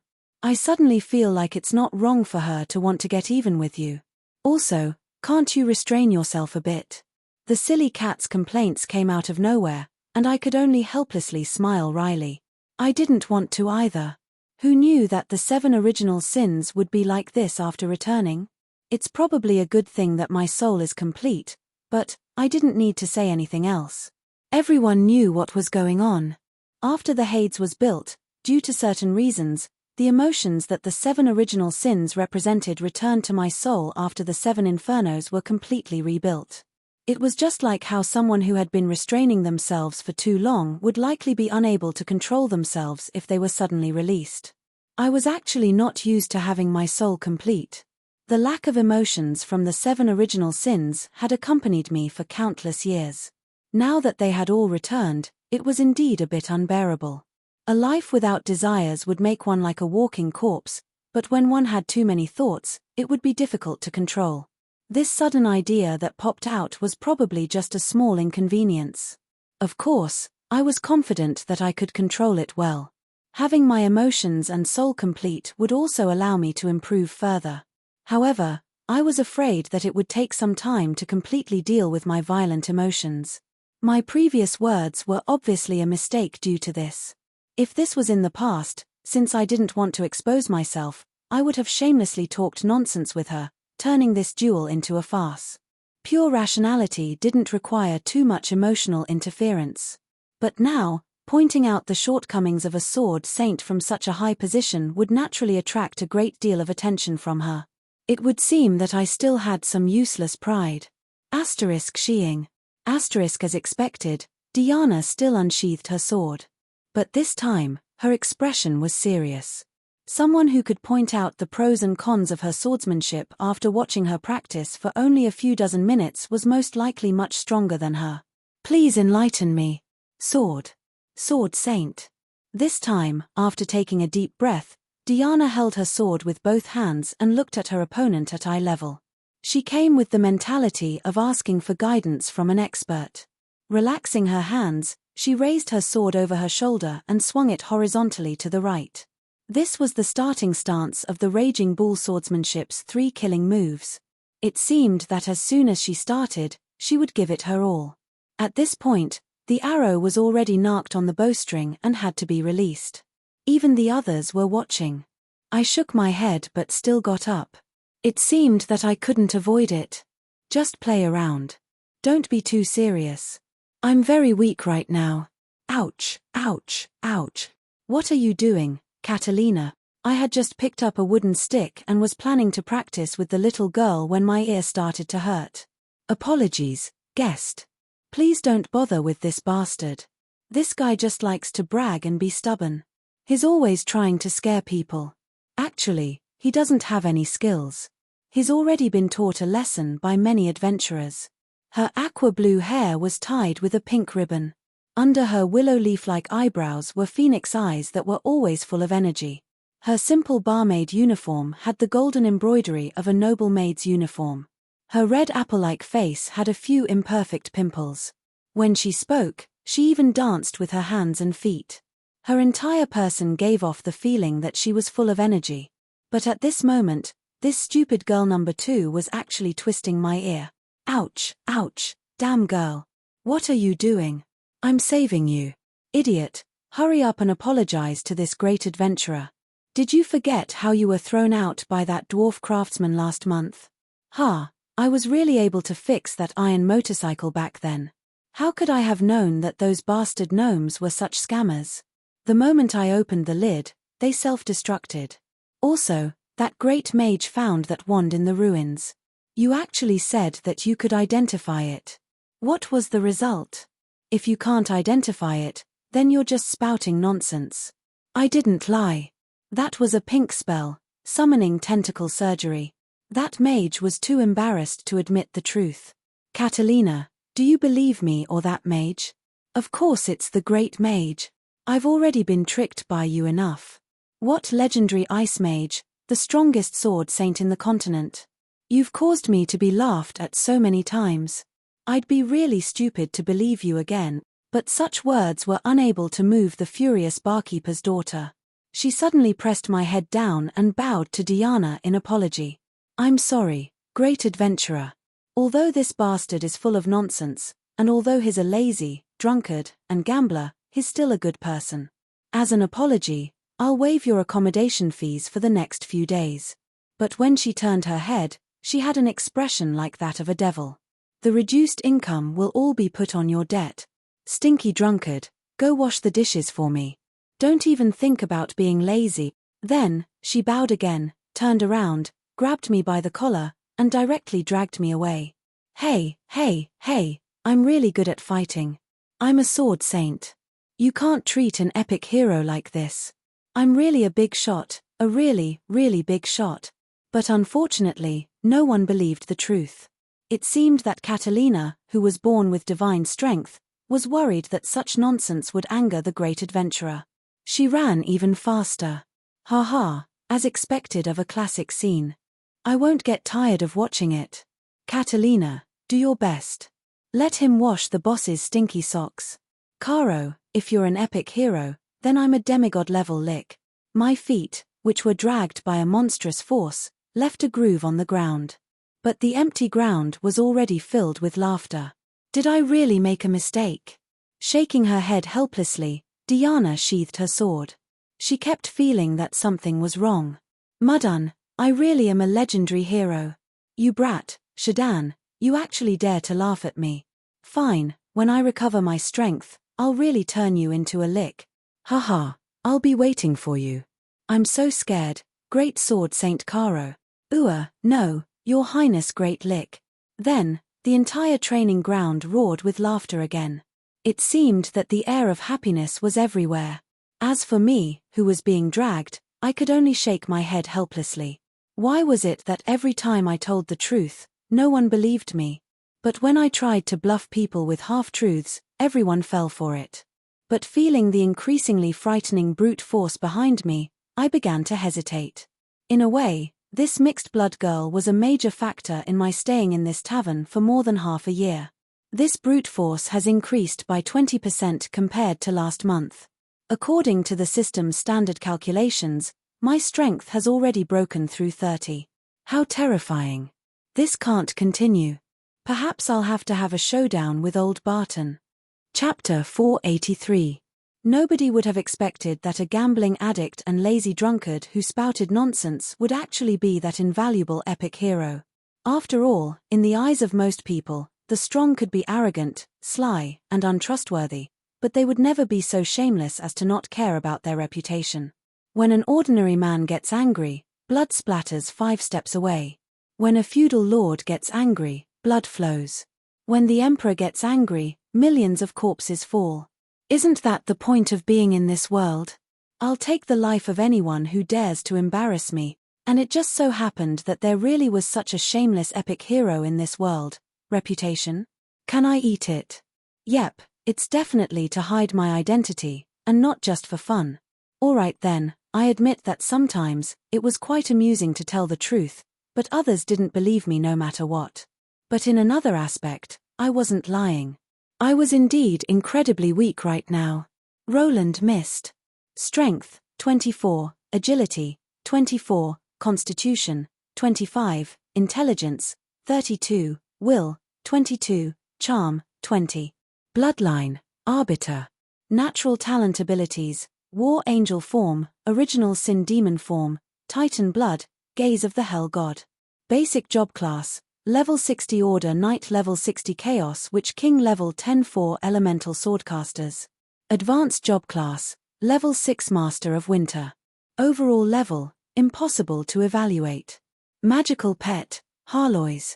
Mount armor, Irene Baylor. These were my stats before the Battle of the Hades, but now, Roland missed. Strength, 4, Agility, 7, Constitution, 5, Intelligence, 32, Will, 22, Charm, 22, Secret. Bloodline, hybrid of an arbiter and a wood spirit. This is what it means to be powerless. How could I have known that she would be so petty? She actually cast a weakening curse on me. I think that you deserve it. Agreed. By the way, if it was me, I would have been even more vicious. I was now regretting bringing the silly cat and Astria with me. Ever since Astria stopped using her disguise system, all sorts of ridiculous jokes and double insults made me feel helpless. However, the system that she provided was indeed quite convenient. After talking to her, she also gave me some detailed information on how to determine my stats in order to make it easier to cultivate. Attributes didn't increase in a linear fashion. Instead, they increased by analogy. The higher the attributes, the lower the number of existences that could achieve them. Strength, muscle strength and sturdiness 4 strength, the lower limit for a human is 3, which is equivalent to a vegetable, so if your strength is only 4, it is a compliment when people say that you are weak.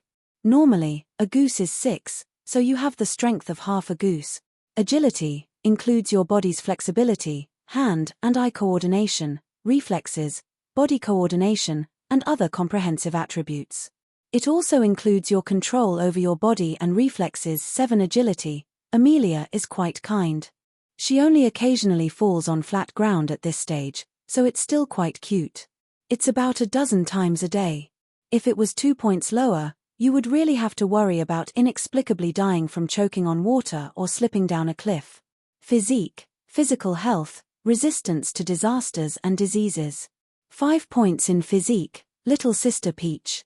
Little sister Lindayu, how are you? Don't cry anymore. You might really cry yourself to death. Last time, you cried until you fainted, and it took me a lot of effort to save you. Note, since your basic attributes are only forcefully sealed by the weakness curse, your real attributes are still there. Your physique will still be above the healthy standard. You don't need to worry about getting drunk or overeating when you drink or eat, but the hangover the next day will definitely not make you feel good. Be obedient and stop drinking. Basic attributes were the foundation of the physical body. The other 3 attributes were related to the soul. Leaving aside the fact that I was still a spellcaster with my original 3 measurements, just the fact that I was so weak in close combat was already enough to determine me as a useless piece of trash. As for why it was like this, and why those 2 fellows said that I deserved it, I would have to start with the backup plan that I left behind back then. The gods of the Hades were a part of the natural laws of the Hades. It was impossible for their true bodies to leave. This was a requirement of the natural laws, and from a certain standpoint, it was also a method to keep them in check. This restriction was far stricter than the gods of Aishi, but it was in order to prevent the gods from interfering too much in the mortal world. Since the Hades themselves represented justice, the 4 pillar gods, who were the rulers of the Hades, were even more unable to violate the most basic natural laws. They would never be able to leave the Hades. Otherwise, the so-called justice and fairness would become nothing more than a joke. Logically speaking, as the pillar of law, Wumianzi Roland should also forever remain in the Hades. This iron rule was actually the only backdoor I left behind. No, actually, it couldn't really be called a backdoor. It was just that my ability was far too special, and I just happened to be able to follow the requirements of the natural laws and reincarnate. Yep, the loophole that I took advantage of was Wumianzi Roland. I became the pillar of law in the form of Wumianzi and Roland's god descent. After the god's descent ended, Wumianzi would still be the pillar of law, forever the god of justice. Losing his sense of self actually made him even more fitting for justice. As for Roland, he was just an ordinary dead person in the Hades. The rest was quite easy to understand. In this life, I only lived for a few years, and I didn't violate many god laws.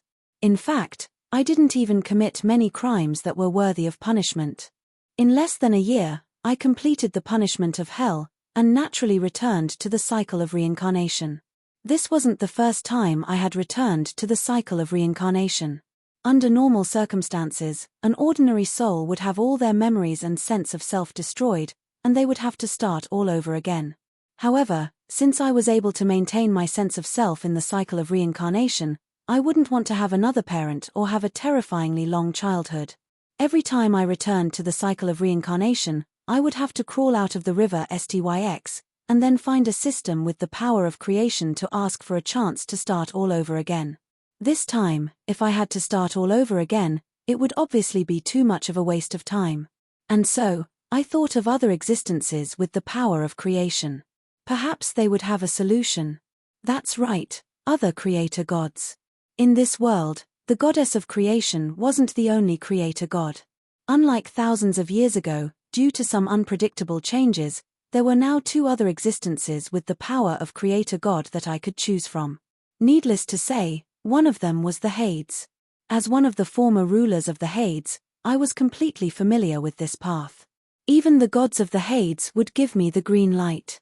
However, if I chose the Hades, I would be unable to leave the Hades since the ghosts and other species within the Hades were also unable to leave.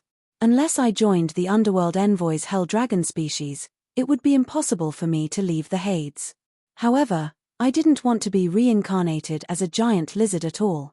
Dragons and humans were foundationally different, and I would need to spend an immeasurable amount of time familiarizing myself with my physical body. Since I couldn't choose the Hades, there was only one option left, which was even more straightforward: the wood spirits of the Forest of Dreams. Within the Forest of Dreams, the wood spirits were capable of directly converting adventurers into wood spirits without having to start all over again. This was one of the wood spirits' most popular services for a fee. They were also capable of directly converting the souls of the dead within the Forest of Dreams into new wood spirits. This was obviously a type of reincarnation that belonged only to the wood spirits. As I previously mentioned, Amelia had somehow managed to obtain the authority of the creator goddesses within the Forest of Dreams. The most obvious evidence was that the wood spirits had a completely independent soul reincarnation cycle, independent from all other worlds. This was obviously a special privilege that only belonged to the creator goddesses. Although this authority was obviously limited, as a natural species, the wood spirits were likely the strongest in terms of creating new physical bodies. This was also something that I lacked the most. And so, when the time came for my grand plan to be carried out, I personally went to the Forest of Dreams in the Bardi Empire and gave them a blood coffin. This is a sample of my flesh and blood. Is that enough? Relax, Father. We'll create a new physical body for you. When your soul is destroyed, you'll be able to revive through this new physical body. It's the same principle as a licker's phylactery. But how will you guarantee that your soul will return to your physical body? Will you need some sort of soul-summoning ritual? Heh, I naturally have a plan. Father, if you sacrifice so much flesh and blood at once, your body will become weak, and your combat strength will greatly decrease. What will you do about yourself? Heh, I naturally have a plan. Back then, in order to keep this a secret, I didn't even tell the truth about the wood spirits. I only told them that it was a backup physical body. Actually, just as I expected, I didn't need to personally go into battle. And after the Hades were successfully created, the world developed as I expected. The entire wood spirits spared no expense in investing in me, and the backup physical body that I created with my own flesh and blood did indeed retain most of my abilities.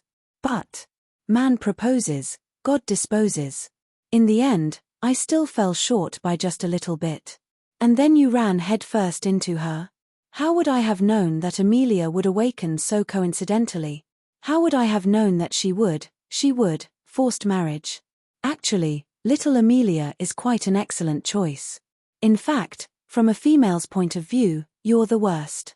Cursing you is already letting you off easy. That's right. First, you promised to marry a woman, get the dowry, and then immediately run away from the marriage. Isn't this the type of relationship fraud and marriage fraud that women hate the most? You're such a scumbag that Amelia only cursed you. That's quite cute. Cute. Are you sure that the woman who was entangled by countless snake vines and intended to devour me for revenge was cute? Are you sure that the demonic witch who caused the mega earthquake that swept through 3 counties was only to prevent me from escaping was cute? Do you think that the crazy woman who formed a frightening face in the clouds and shouted "Roland, you're dead meat" was cute? It's all your fault. You're wrong. I wanted to cry, but no tears came out. Did I mysteriously become the public enemy number 1 for all women? Weren't you the ones who tried to persuade me to run away? Weren't all of you the ones who said things like "How can a marriage without feelings be happy?" and "She must have slept herself into a daze"? You need to think about the consequences. What do you think Eliza will do if she finds out? How did it become all my fault in the blink of an eye? Couldn't you be a little more reasonable? No. It's all your fault. Isn't there a saying on earth? A woman's privilege is to be unreasonable. All right then, it would seem that it was impossible to be reasonable with women in certain situations. But no matter what, I had suffered the consequences of my own actions. This physical body was Amelia's handiwork, so it was only natural that she had left her mark on it. It was far too easy for the creator goddess to fix her own creations. This curse of weakness that made it impossible for me to take care of myself was her ace in the hole to force me to obediently return. It should be mentioned that the silly cat, my soulbound magical pet, was cruelly beaten back to her original form after showing off for a while. The inferno that she guarded could only be guarded by a special clone of hers. Although Harloy's abilities were rather unique, she was probably the only one who had a clone that was far stronger than the main body. But from a different standpoint, this curse of weakness wasn't necessarily a bad thing. Perhaps I'll become even stronger because of this. At the very least, I'll be stronger than that muscular idiot. I slowly sliced down with my knife, slicing off pieces of beef. It seemed simple, but if one looked closely, they would discover that each piece of beef was as thin as paper. Not only that, the thickness and shape of each piece of beef were identical. It would have been understandable if it was a good sword, but the kitchen knife I was currently using was a blunt knife that wouldn't even bleed when I cut someone. Eyesight, hand strength, and mental strength, my heavy body was a natural shackle for me. My lack of strength meant that I had to use all of my body's strength for every attack. My heart and body were in perfect harmony as I cultivated. Perhaps if I truly wanted to cultivate, I could cultivate anywhere in my life. I tossed a fruit into the air, and my knife flashed. What fell into my bowl was an exquisite jigsaw puzzle of fruit slices. When I scooped it up, there was even an extra rabbit sculpture. At the very least, my control over my power has improved significantly, and I've also gained new understandings.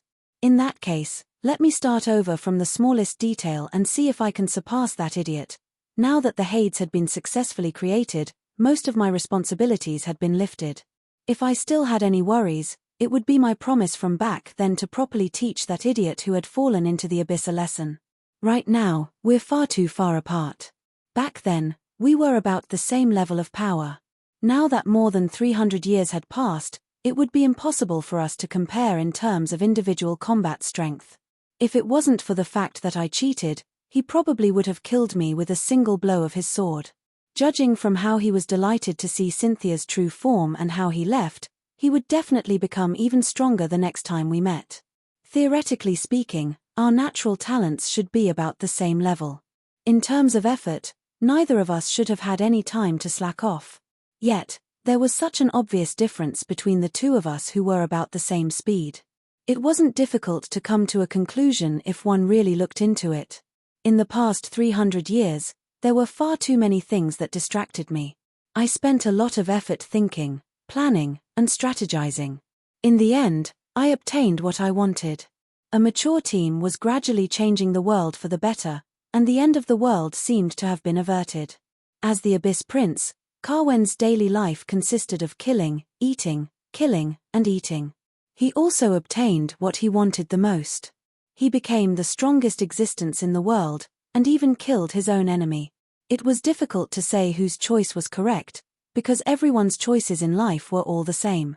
However, I was quite displeased that I easily lost to that idiot in a one-on-one duel. Now that I no longer had any pressure, I was quite interested to know if I would be able to fight against Carwen's in the end if I put all my effort into my own cultivation. Caro, is the roast beef and fruit salad not ready yet? Almost. I heard Catalina's urgent voice from outside the kitchen. Only now did I realize that I had accidentally sliced the beef too thinly and hadn't roasted it properly. The fruit puzzles and sculptures were also impossible to make into a salad. I would have to start all over again.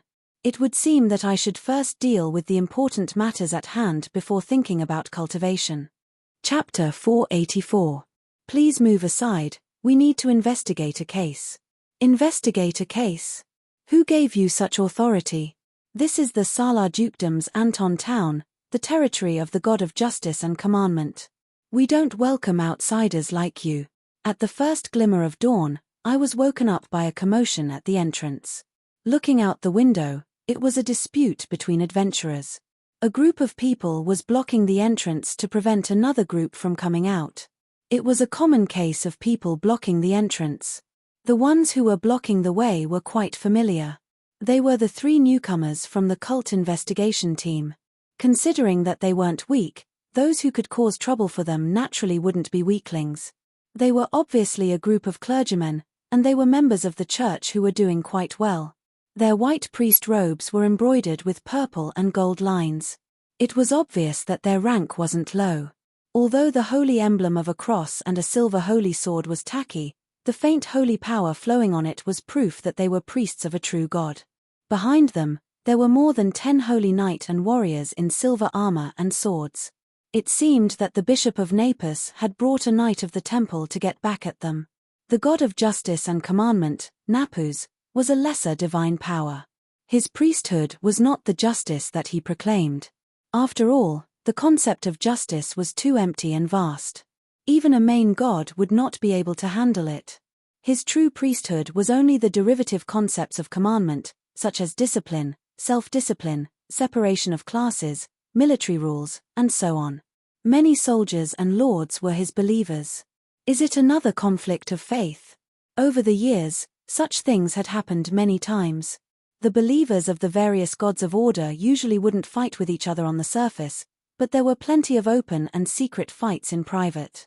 As for getting along well with the various gods of Hades who fought for faith and influence, that was already an impossible task. The Salar dukedom was a small country. It wasn't even as rich as a county of a large country. It didn't have any powerful characters. Anton town was a remote town. Adding the 3 surrounding towns, the population didn't exceed 100,000. Napus was a weak god, so the number of priests and combat power were limited. The combination of all these factors meant that the church would only preach in densely populated areas. The small towns at the border of the Salar dukedom didn't have much influence from the Napus church. Looking at the boots and cloaks of the priest and the knight, who were covered in dust, it seemed that they had received a notice and were temporarily transferred from the bishop's district in the capital.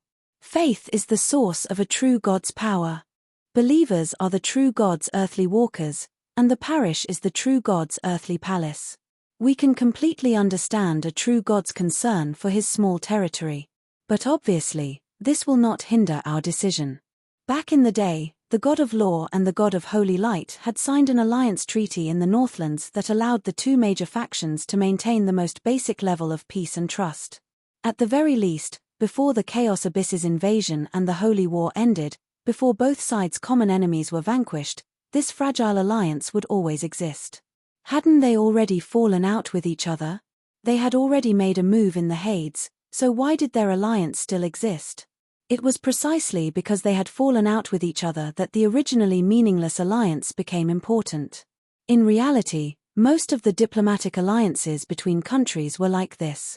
If both sides had the need to maintain peace on the surface and had common interests, then even an outdated agreement that was originally just a piece of scrap paper could find some relationship.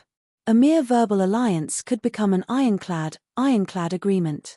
And if both sides felt that there was no need for the alliance to exist, then even if they were allies recognized by the world, they would immediately fall out with each other in the next moment and fight to the death. And at this time, since Napus saw him as having been offended, he naturally sent out his loyal servants. But it wasn't to help his believers who were in danger, but to chase away the uninvited guests. And at the entrance of the Rhino Tavern, the Bishop of Napus repeatedly emphasized that the other party had crossed the line. They couldn't interfere with the matters here, as this was their territory. And faced with such questioning, Tiana and the others had long since gotten used to it. We allow the rules of the law and the scales of justice to guide us. We come for the fairness and justice in our hearts. We come for the ordinary people who ask us for help. You. For your great true God. Then why didn't I see any of you when the blood sacrifice first happened? The dark elves' mouths had always been very poisonous. Even if the law of night restricted lies and deliberately hurtful words, this statement of the pure truth was even more hurtful. The God of justice. Didn't you see what your God did for you? Seeing the other party's guilty conscience, Mary the mercenary pressed on. Mercenaries who didn't know how to bicker would probably die from anger sooner or later. Her questioning was also very difficult to answer. Only the rookie in the team, Saul, had a face full of panic. You evil blasphemers, how can you be fit to be the servants of God, you dark-skinned? This was what the bishop kept muttering. In his mind, the evil dark elves should have been burned to death, and the god of law, who was in cahoots with them, was also an evil god. No, it should be said that in the eyes of the fanatics, as long as they didn't worship their god, it was already a capital crime. In the eyes of the 3 members of the law faction, these newcomers were basically unreasonable, and the priests of the fanatics were the lackeys of the order true God. From the old bishop's point of view, the other party's contempt for the gods was an intolerable bully and a heinous crime. If it wasn't for the gods' strict orders to avoid conflict, they would have already started fighting. If it was anyone else, they would probably think that this was the inevitable prelude to a god's war, a clash of beliefs. But for me, I saw a fundamental difference, a difference in the nature of belief and theology. The 4 pillars of light included the pillar of law and the pillar of holy light. They would also take on the role of a divine power server. The Southern sect and the Church of Law were both born because of me.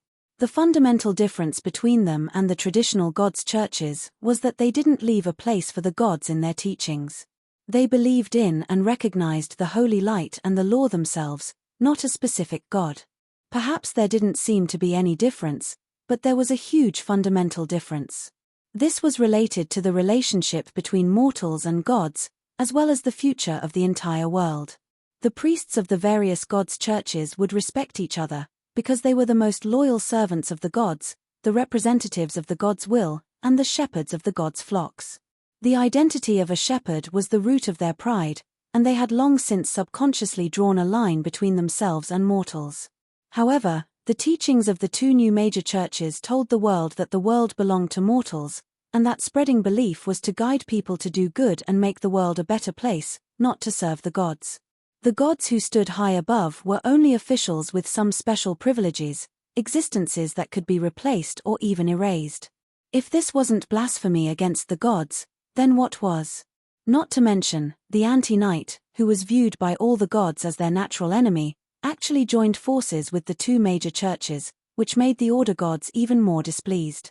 From a certain standpoint, the Church of Law and the Southern sect used the name of religion, but they were actually digging up the graves of the gods. For some reason, I suddenly thought of the term generation gap as I watched from the sidelines.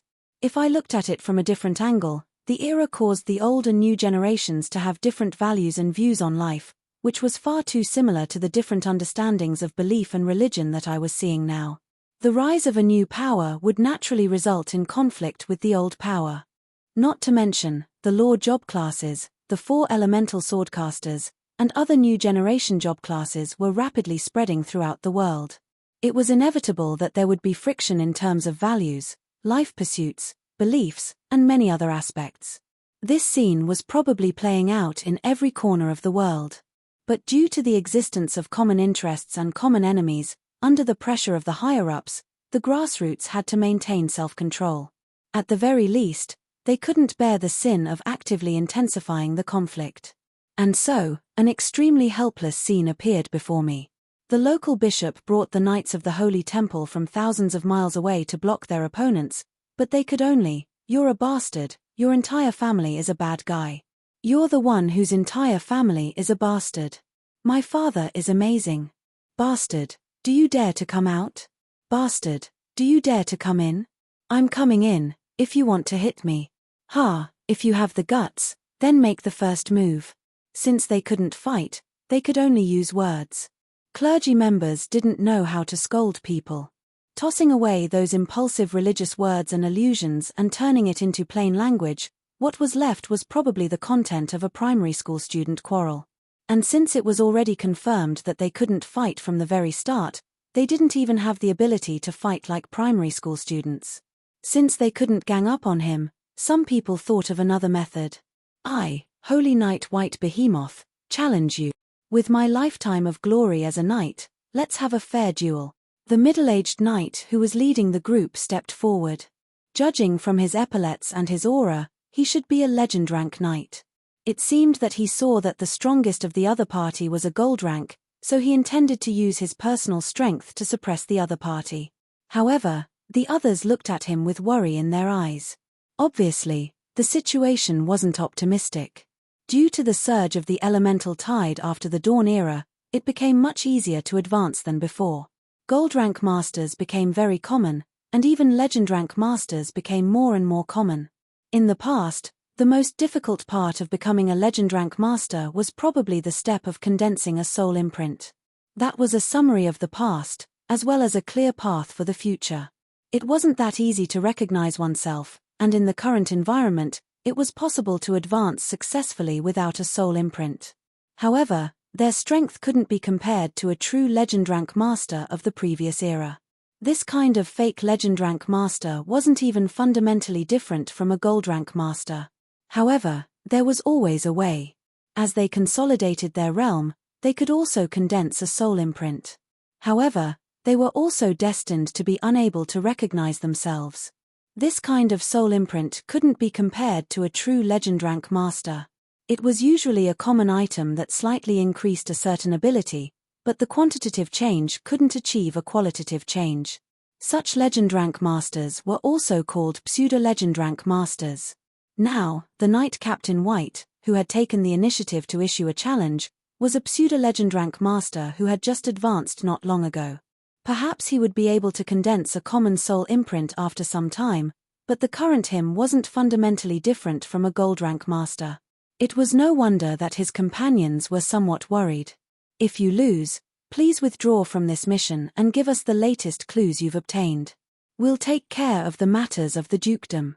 When a dispute arose between the knight, who viewed honor as their life, using a duel to resolve the dispute was a very common choice, and this was also the best method that White could think of at the moment. We refuse. We have to carry out the mission. None of us. Saul had only spoken halfway when he was directly pulled back by a slender hand. Diana took a step forward, and with a flick of her wrist, the silver-heavy sword brought forth a series of sword flowers. A knight is never afraid of a duel. Please. Looking at me from upstairs, I shook my head helplessly. How could this girl even learn something like this? Silly girl. Why would a dark elf learn the spirit of a knight? But as a challenger, and a challenger who bullies the weak, you actually think that you still have honor to speak of? Fine, as the price for accepting the challenge, if you lose, you'll have to leave behind the sword in your hand. Fine, I take back what I just said. Diana was much more cunning than Diana. The heavy sword in her hand was only a standard weapon, and its evaluation was excellent at best. The two-handed sword in the hands of the knight opposite her was glowing.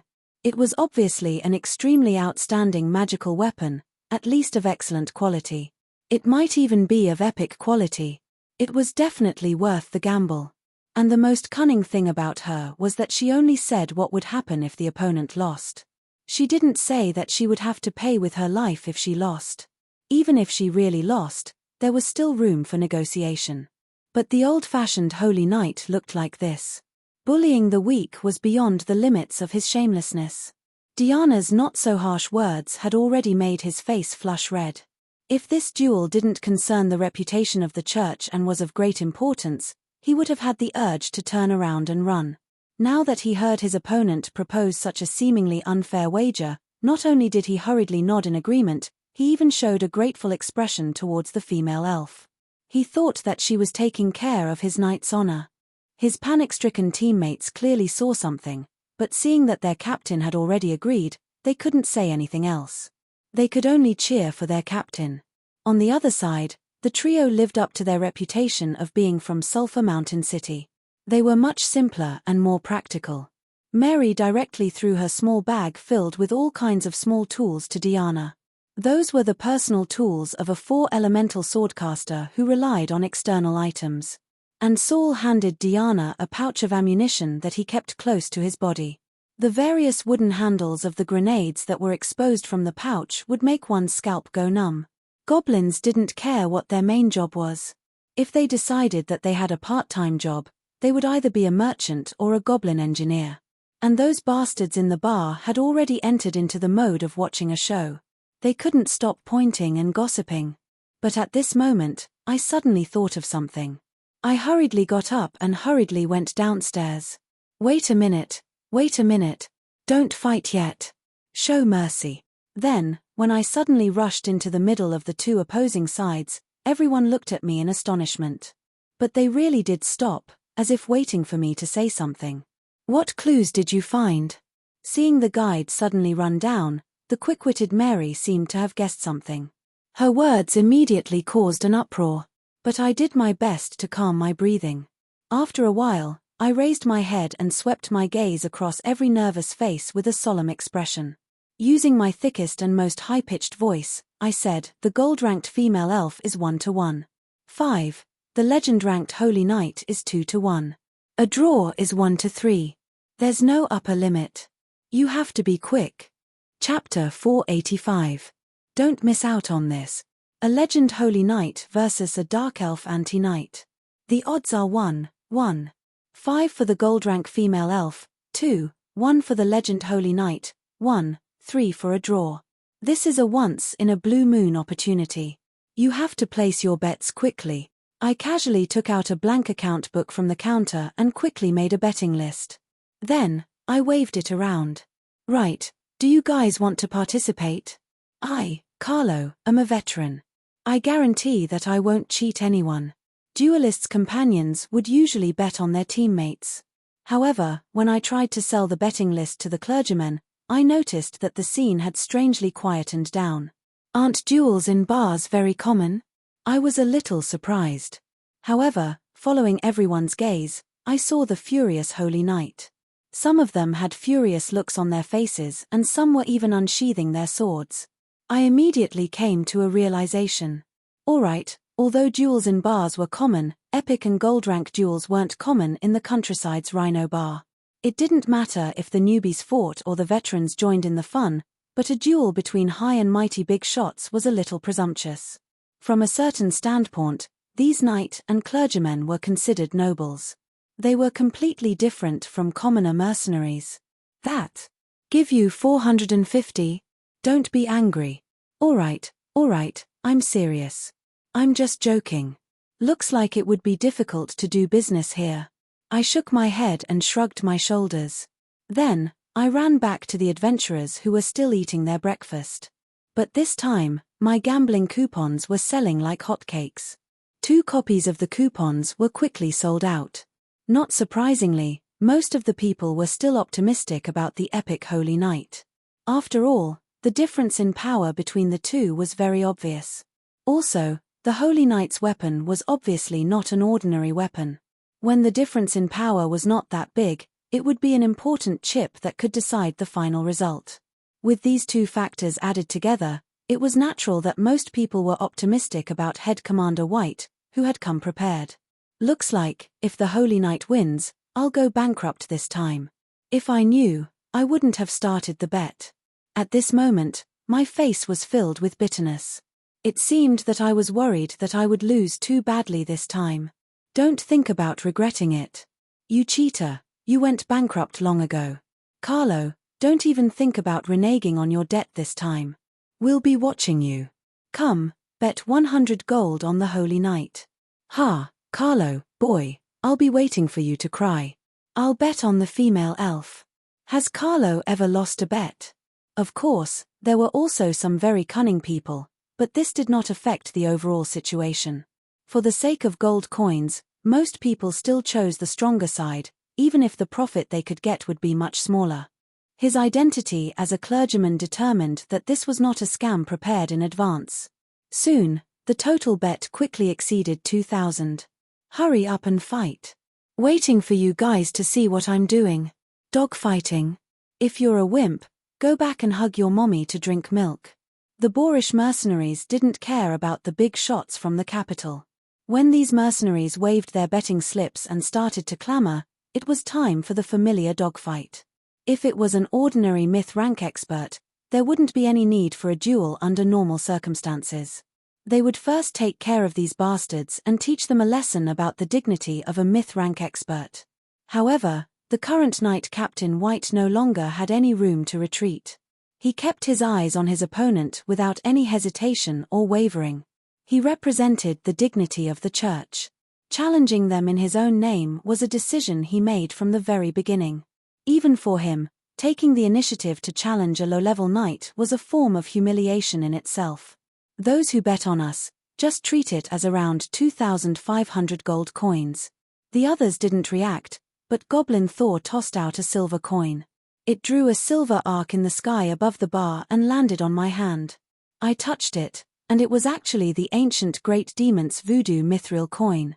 Following the return of the Great Demons, many of these ancient currencies, which were both antiques and precious metals, appeared on the market, and their prices weren't low. These voodoo mithril coins were even more special. Many mags collected them in order to research the possible witchcraft hidden in them. The market price kept rising, and recently, it was about the same amount as what Thor had reported. However, if it was thrown into the mage country, the price would probably double. As expected, the goblins won't miss any chance to make money. As I put away the mithril coin, I revealed a delighted expression on my face. However, I was cursing in my heart. Wasn't this guy intentionally trying to scam me? If his side won, wouldn't I be making a huge loss? However, I had no choice but to accept the bet.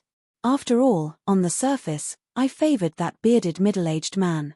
If I didn't happily accept the bet, wouldn't I directly reveal my true strength? Thus, I became even more hesitant. Don't misunderstand, it wasn't because I was worried about losing money. The reason why I won every time I gambled definitely wasn't because I had good gambling luck. On the contrary, my luck had never been good. The only reason why I could win every time was because I cheated every time. Although I could still cheat now, letting that idiotic Holy Knight win and letting someone else's church win would probably be even more unpleasant than losing money. Originally, I could have taunted those fellows from the Church of the God of Justice and Commandment so that they would place more bets to make up for my losses. But when I considered the fact that this god's concept was discipline, and that gambling was completely forbidden, I had a slight headache. Then let's postpone the duel and activate the backup plan. Harlois, let's move the plan forward. Can't you do something more serious? Didn't you say that the backup plan would be activated tomorrow? Isn't what we're doing serious right now? Who knows if there'll be new victims tomorrow? The safety of the innocent is the most important. It's our duty to eliminate evil cultists. Besides, with their investigative skills, how long do you think it'll take for them to find the truth? I'm so warm-hearted that even I'm moved by my actions. TMPH, I can't be bothered to argue with you. Be careful that you don't screw up. While the two of us were still glaring at each other angrily, we didn't know that their duel was destined to end in failure. Soon, in the mountains behind the town, due to the carelessness of an outside adventurer, a sudden explosion would cause a small-scale landslide, and the secret of the mountains behind the town would be revealed, the burial ground of the demon dragon Winlair. That evil cultist from the Death Council had hidden himself quite well. In fact, I hadn't been able to find his hiding spot over the past few days. It was highly likely that he didn't even live in the nearby villages. Considering that they often had some undead characteristics, it was even possible that he had buried himself in a cemetery and waited for the adventurer to leave. No matter if it was their life signs or appearance, they would be no different from a corpse. If the adventurer was patient enough, it would be impossible to find him. But unlike those amateurs, experienced investigators wouldn't run around like headless flies, as that would only alert the enemy. They would only gather information and analyze the possible situation of the case. Among the many investigative methods, deducing the next target from the killer's characteristics was an old-fashioned method, but it was indeed quite practical. Since we already know that it's the Death Council, it's actually quite simple. The Death Council only has two goals in this world. The first is to open up a dimensional door to the undead planes and summon an undead calamity to spread death. The second is to create even stronger undead creatures to expand their master's undead army. The first goal could be directly eliminated. Even in this day and age where the elemental tide was constantly rising, the conditions required to open a dimensional door weren't just a few. Even if the entire town was used as a blood sacrifice, it still wouldn't be enough. Furthermore, this place wasn't a dimensional link with an unstable spatial structure, so it was impossible to open up a dimensional door to the undead planes. In that case, there was basically only the second possibility. And creating a powerful undead creature required a sufficiently powerful corpse to be used as a material, and this wasn't something that couldn't be found. The rest was simple. I opened up the town mayor's archives and flipped through all the historical documents, legends, and so on. I eliminated all the meaningless distractions and came up with the only possible answer. We only found the story of the Dragon Slayer from over 300 years ago from a hero's hymn. The story was so old that there was nothing new about it. The general idea was that a few adventurers were commissioned by a certain lord and successfully killed the evil dragon that stole the lord's precious daughter. In the end, the adventurers chose to live in this area, and one of the spear-wielding heroes was the source of this town's name, Anton. The other two heroes also left their legacies in two other towns. After finding out the story of the Dragon Slayer, Harlois, who was known as the Mobile Library, looked up the local history books and compared them to the names of the characters. She was able to find out which unlucky dragon had been killed here. Magic Dragon Winlair, that's the name of an elf. It said that he once lived with the elves for a period of time. Yep, as the elves' mortal enemy, the Green Dragon, he had a good relationship with the elves. He even had 2 elven wives. What's even more strange is that even though he's a wind-poison dragon, he's an expert in fire magic. He even invented several unique fire magic spells. Countless facts proved that the truth of the legends was definitely a lie. Most of the epic heroes praised by the world were unreliable, but I still couldn't understand the difference between the actual records and the legends. An ancient dragon with 3 elements. He even invented specialized magic spells, which means he was at least a top-level archmage. Even a semigod couldn't deal with such an opponent, yet 3 heroes who haven't even appeared in the history books of our country did. According to the records, there might not even be an epic ranked one. We definitely didn't look down on this magic dragon just because of the records. First of all, he had been with the elves for 700 or 800 years, so he was definitely an ancient dragon. Secondly, apart from his natural wind and poison magic, he also practiced fire magic, which was his specialty in war and slaughter. He was definitely a frightening war machine. For now, let's not look into what happened in this small town. Since we knew that this powerful magic dragon had died here, the Death Council's goal was obvious. And so, as an extremely qualified undead mage, I had countless methods to find the remains of powerful creatures. In just an hour, I found the dragon bones buried in the mountains behind the small town. Boom. The violent explosion caused the ground to tremble, and the entire wooden structure of the bar was put to a great test. Very quickly, the dragon bones that had been blasted out from the explosion had attracted the attention of the Death Council's followers. Naturally, these fellows were unable to continue fighting. Originally, I had planned on waiting for another day to gather more information. But since there was such an unexpected event, I might as well do it earlier. Yep, I was just being hot-blooded, not because I couldn't bear to part with my gambling money. However, the entire ground was still shaking, and the wine glasses on the table were smashed to pieces. It seemed that I had gone overboard in some areas. The power of the explosion was too ridiculous. Heloise, how many explosives did you bury? That's a bit too much. I have 2 pieces of news, one good and one bad, just tell me directly. After all, life is full of pitfalls. The good news is that our plan succeeded. I've already discovered the Death Council's followers. They sent people to keep an eye on this area, and they're currently hurriedly looking for companions to help. The bad news is that you weren't able to catch him? No, the bad news is that the Death Council went overboard. This dragon bone can't summon a bone dragon at all.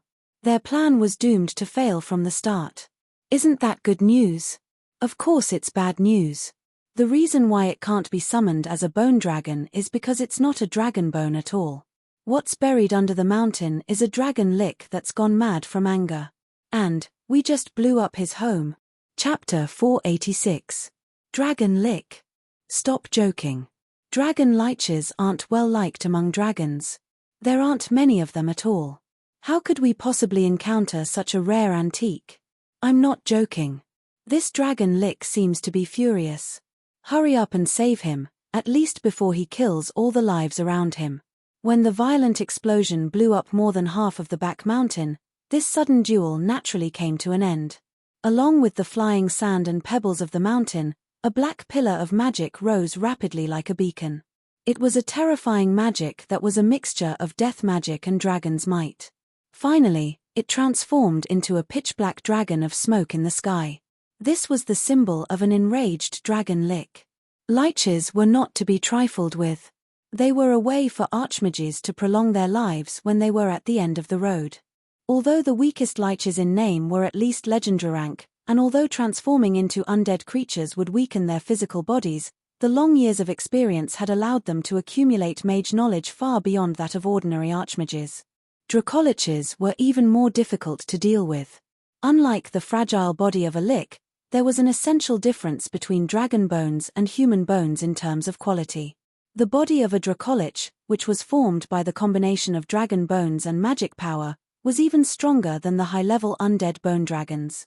Dragons, who were born to be good at both magic and dance, had no reason not to continue to use magic power to strengthen their bodies after death. While making up for their flaws, the fact that they were willing to transform themselves into dragon liches instead of dragon tomb guardians, spectre dragons, and other undead dragon species could only mean that they had already walked very far on the path of magic in order to preserve their spellcasting abilities as much as possible. If a Lich was the benchmark of an archmage, then a dragon Lich was the benchmark of an adult dragon and an archmage. It was rare and abnormally difficult to deal with. What terrifying evil! Holy light! That enemy is worth fighting. Blade of Justice, 3rd Squad of Holy Knight Squad, everyone is here. Gather. Charge towards the location of evil. The high-level Holy Knight who could summon a mount was preparing his lance. The other Holy Knights also naturally entered battle mode. The bishop tried to stop them, but was directly pushed away. Please don't stop us. It is our duty to defeat evil at the last moment of the Great Search. Sometimes, the Holy Knight class was not only difficult for opponents to deal with, but also complicated for their own people. For example, the Holy Knight before them was obviously a mega boss that they couldn't deal with. Most people would think that if they could defeat this boss, they would fight it. If they couldn't defeat this boss, they would be afraid. However, when facing an enemy that they couldn't defeat, the more evil and powerful the Holy Knight would be, the more excited they would be due to the Holy Knight's sense of honor. And if the Holy Knight had a town or people they wanted to protect, they would fight to the death without retreating. 7 years ago, after the battle between the Holy Light and the Guardians, Estrada's deeds spread throughout the entire world. The fact that the entire world was shrouded in darkness became more and more obvious, which made the Holy Knight even more excited whenever they encountered battles of sacrifice or protection. Although some people mocked the Holy Knight for being like berserkers who didn't know when to retreat, they had to admit that their bravery and sacrifice had indeed saved many innocent lives. This was also the main reason why the Holy Church's reputation kept worsening, and why the Holy Knight was always so well liked by everyone. Everyone would never forget those who truly treated them well. But right now, this fearless of powerful enemies trait of the Holy Church was giving their comrades quite a headache. With such frightening magic, they're unhesitatingly charging forward. Didn't the manual say that if you meet an enemy you can't defeat, the first thing to consider is self-preservation? That's not the main point. The main point is that they're so aggressive. They're probably going to attack the moment they see the enemy. Why aren't they communicating with each other first before yelling about killing and attacking? Could it be that anyone who uses dark or undead magic is definitely their mortal enemy? However, the Northland trio was quite calm. At the very least, the training they received didn't allow them to treat all undead and dark mags as natural mortal enemies. Apart from the humanized Northland factions, most organizations and countries wouldn't include self-preservation and calm communication in their training manuals. To them, cannon fodder and tools wouldn't be as useful if they learned how to think. But at this moment, the two investigation teams were on the same boat. If the Holy Knight really angered that powerful existence, the entire town would probably suffer a calamity. After some simple communication, the Northland trio followed suit. However, They first returned to their rooms to grab some backup tools. Before that, all of the mercenaries stationed at the Rhino Tavern also took out their weapons. At the very least, they were able to observe the situation at the scene, which was better than waiting here. Just as I was putting away all of the gambling scrolls and wagers, I was about to take a look as well, hoping that I would be able to collect the silly cat's corpse in time. However, before I could leave the room, I was pulled back by a hand from behind. "What are you going to do? It's not like you can help, so don't cause trouble for everyone." Although her tone was unyielding, there was some worry on her delicate face. Catalina held a broom as a strange dark yellow light flashed in her eyes. I paused for a moment, but the next moment, I smiled and made a decision. "It's about time. Then, come with me. You can look after me, so you can be at ease, right?" I reached out and grabbed the little girl's hand. The little girl struggled to break free, and her face instantly reddened. However, I didn't have the time to explain. "Old Barton, let's go out for a while." I hurriedly ran out of the tavern. Before I left, I even waved at the tavern owner. I jumped onto the horse beside the tavern, pulled the little girl up, and prepared to ride together with her. However, before I could take more than a few steps, the furious roar transformed into a solid dragon's roar. "It's you bunch of tin cans again. I was hiding underground, yet you were still able to find me. Fine, if you don't give me an explanation today and don't compensate me for my treasures, I'll wait for your god to come and take me away." The resentment in the dragon's voice rose to the heavens, and dark clouds suddenly gathered. The berserk anger could transform into a solid black whirlwind. Being able to transform one's will into something that could interfere with the world was also a sign of power.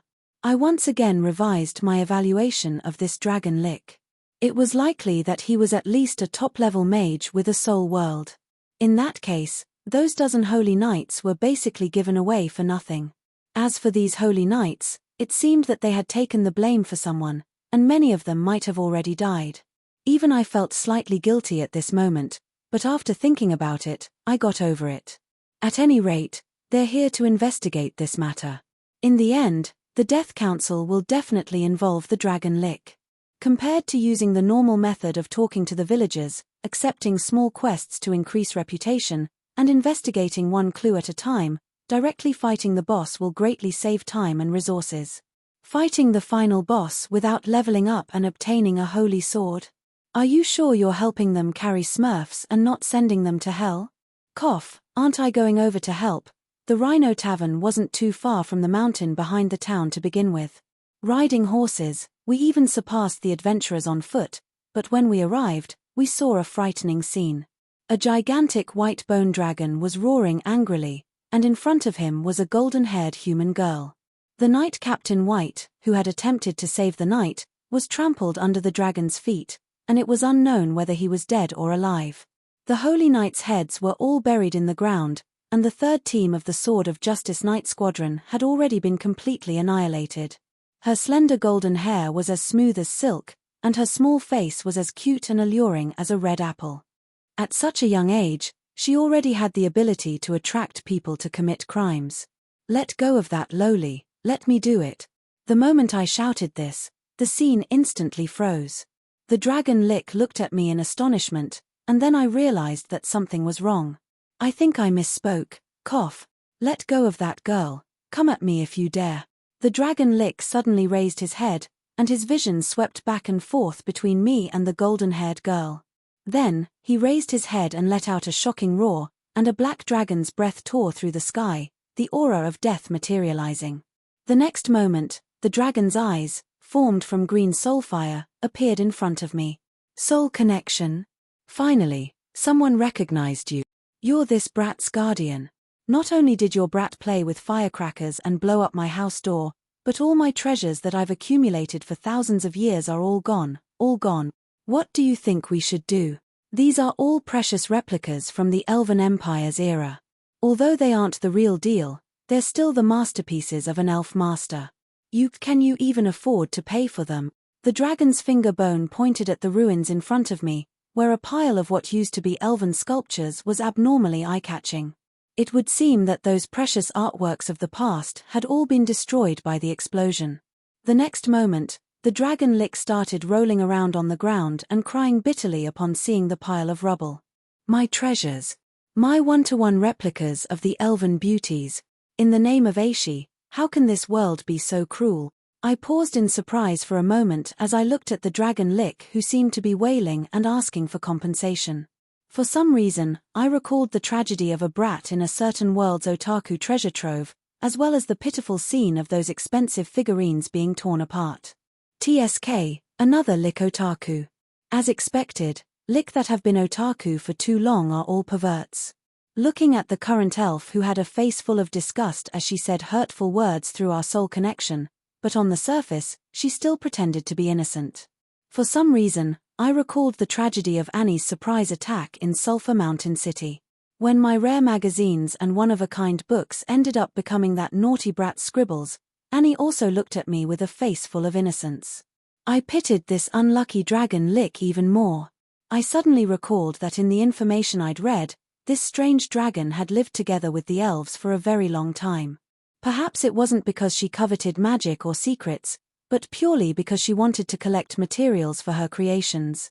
Looking at Harlois, who was pretending to be innocent just like and back then, I recalled how I could only patiently reason with the brat after being robbed countless times by the brat without being able to lose my temper. I felt rather displeased.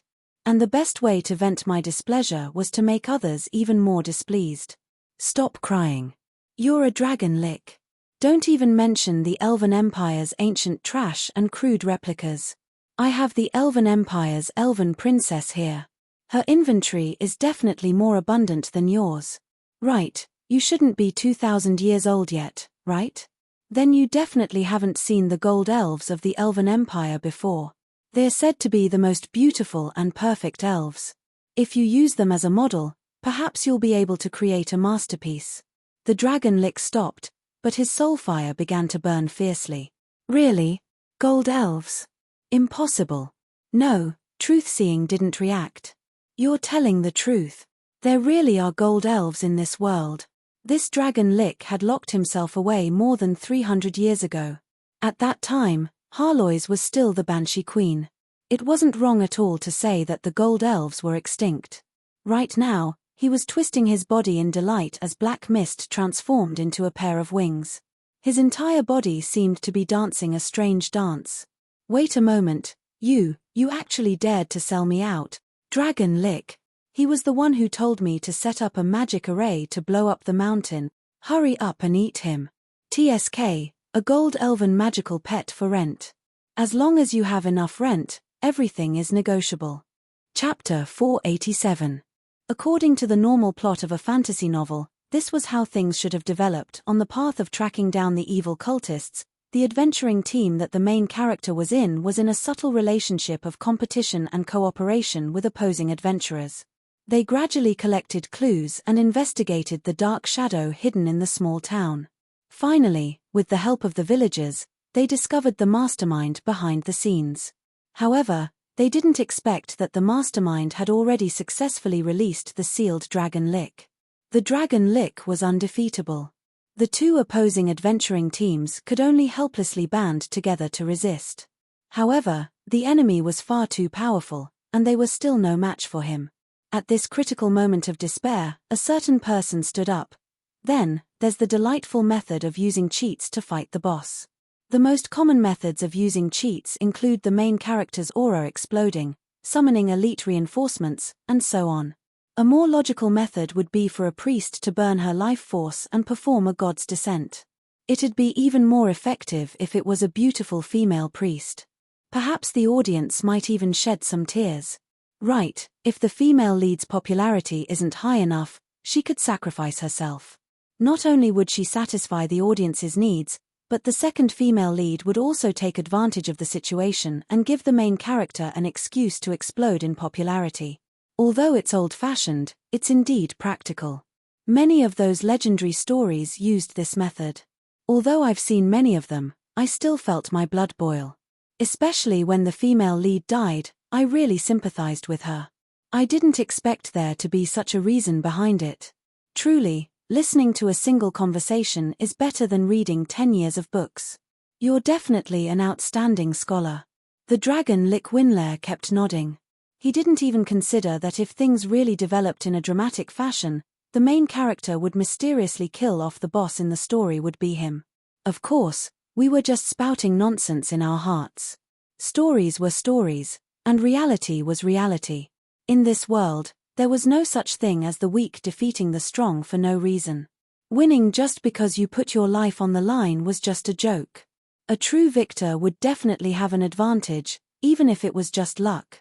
You feel that he's improving like he's using cheats, that he's progressing step by step into glory. Perhaps you just haven't seen his advantages and his private hardships.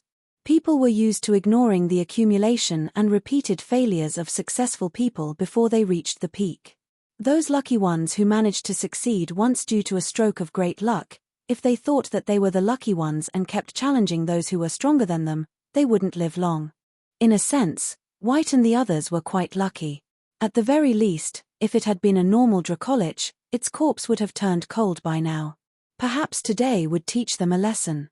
Is it okay to leave those guys on the ground? It's fine, it's fine. I didn't expect the legendary level Holy Knight to be so weak. They all fainted from an excessive amount of negative energy. They probably didn't even see my face. But little girl, are you really a gold elf? Why does negative energy blast seem to have a buff effect on you? You are also an undead, but I can clearly feel that you are a living creature. Harlois didn't reply. It seemed that she was still unhappy that I had sold her out, but when faced with Winlair's question, I spoke first. Hehe, that's a long story. It's a result of my personal research, and it involves semi-undead creatures. I trust that you, as a Dracolich, understand the rules. A mage's research results were his most important wealth. Forcefully stealing them would be the equivalent of starting a full-scale war. If he wanted to obtain information, he would at least need to give me an equivalent research result. Winlair nodded slightly and didn't ask any more questions. Even though he was famous for being easy to talk to among the extraordinary individuals, if both sides weren't on the same level, it would be impossible to talk to him on equal terms. Immemorial dragons were born with the ability to see through lies and illusions. Undead liches had abnormal soul vision. Winlair could tell that something was off from both sides. At the very least, he was unable to see through the little girl and the adult male in front of him. And the fact that even he couldn't see through them meant that they were definitely abnormally dangerous existences. The Holy Knight's personal warhorses were the fastest to escape. However, they were all instantly wiped out. After us, the other adventurers and the Northland's three-man team didn't travel very quickly. By the time they arrived, only the Holy Knight remained. However, these Holy Knights had died instantly. It was likely that they wouldn't even know what had happened. As for us, who had already left, I never expected that you would agree to enter my residence. After all, this is a dragon's nest. The hole in the mountain range had already been sealed up. Winlair walked in front with an oil lamp in hand, while the invited guests followed closely behind him. I apologize, I forgot that you don't have night vision.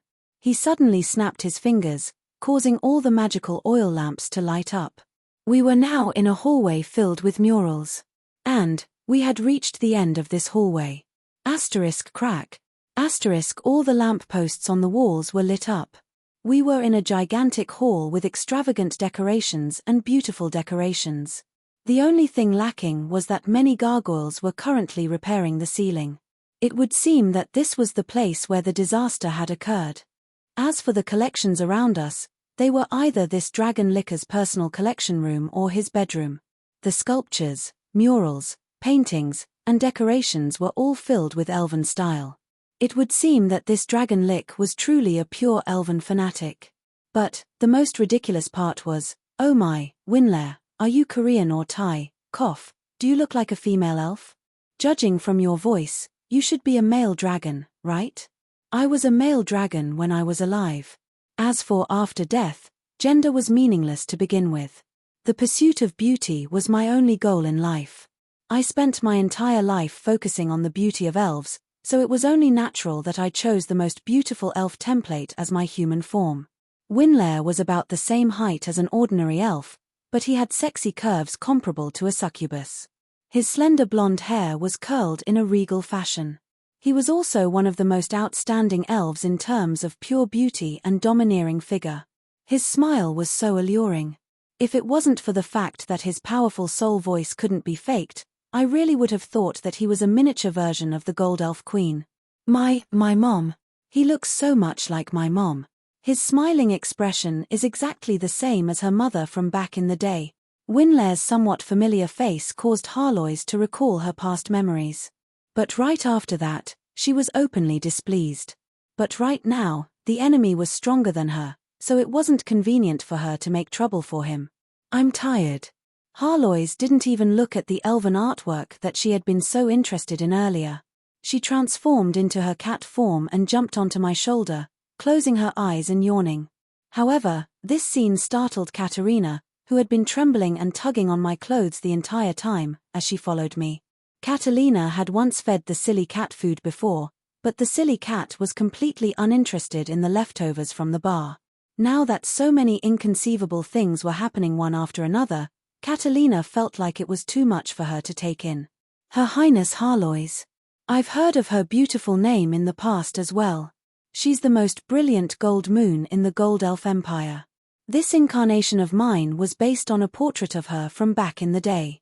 Back in the day, my incarnation was only an adult version of my fake incarnation. Alright then, the original incarnation wasn't based on Harloise's mother, but rather Harloise herself. The silly cat's expression became rather complex when she heard this. Unfortunately, there's an obvious mistake. Gold elves are taller than superior elves, and superior elves are generally taller than ordinary elves. Your incarnation needs to be at least 1/3 larger. That's the size that a gold elf should have. Before I even finished speaking, Winlair, whose gender was unknown, took out his notebook and started recording. He then looked at me with a fervent gaze, as if he was waiting for me to continue. After a long while, Winlair finally calmed down, seeming to feel somewhat embarrassed as he coughed lightly. Cough, what a pity. It's truly regrettable that I wasn't able to live 10,000 years ago. If I had the honor of seeing Her Highness Harloise's true appearance, I would be willing to exchange my entire lifetime's worth of treasures for it. However, Winlair's gaze then turned towards the only mortal here. I wonder what this lady's relationship with you all is. The aura of death here is far too heavy. It's not suitable for ordinary people. I apologize for my lack of manners. Winlair suddenly stopped mid-sentence. How many years had it been since this place had been properly ventilated? The aura of death here was so thick that it could directly suffocate a living person to death. The fact that Catalina had followed me all the way until now meant that she was definitely no ordinary person. Dragon descendant. Demon descendant. Divine descendant. However, I denied all of Winlair's guesses. Actually, Catalina had hidden herself quite well. If it wasn't for the fact that I had read the walkthrough, I really wouldn't have been able to guess the truth. She's indeed not a pure human, but that's not important. I paused for a moment and looked towards Catalina. However, I discovered that although her face was filled with fear, she didn't have any expression of shock or disbelief. It was as if she had long since known that she wasn't human, but was afraid that others would know the truth. Caro, you? Got it. I lowered my head and smiled at her terrified expression. Then, I rubbed her hair twice. I told you before that I'm a myth-ranked hero. Why do some people refuse to believe me? Relax, I'm on your side. The next instant, I spoke to Winlair. Actually, it doesn't matter who she is. What's important is her father, Old Barton. He's quite the character. That's right, I had stayed in this bar for half a year not because of Catalina, but because of Catalina's adopted father, Old Barton.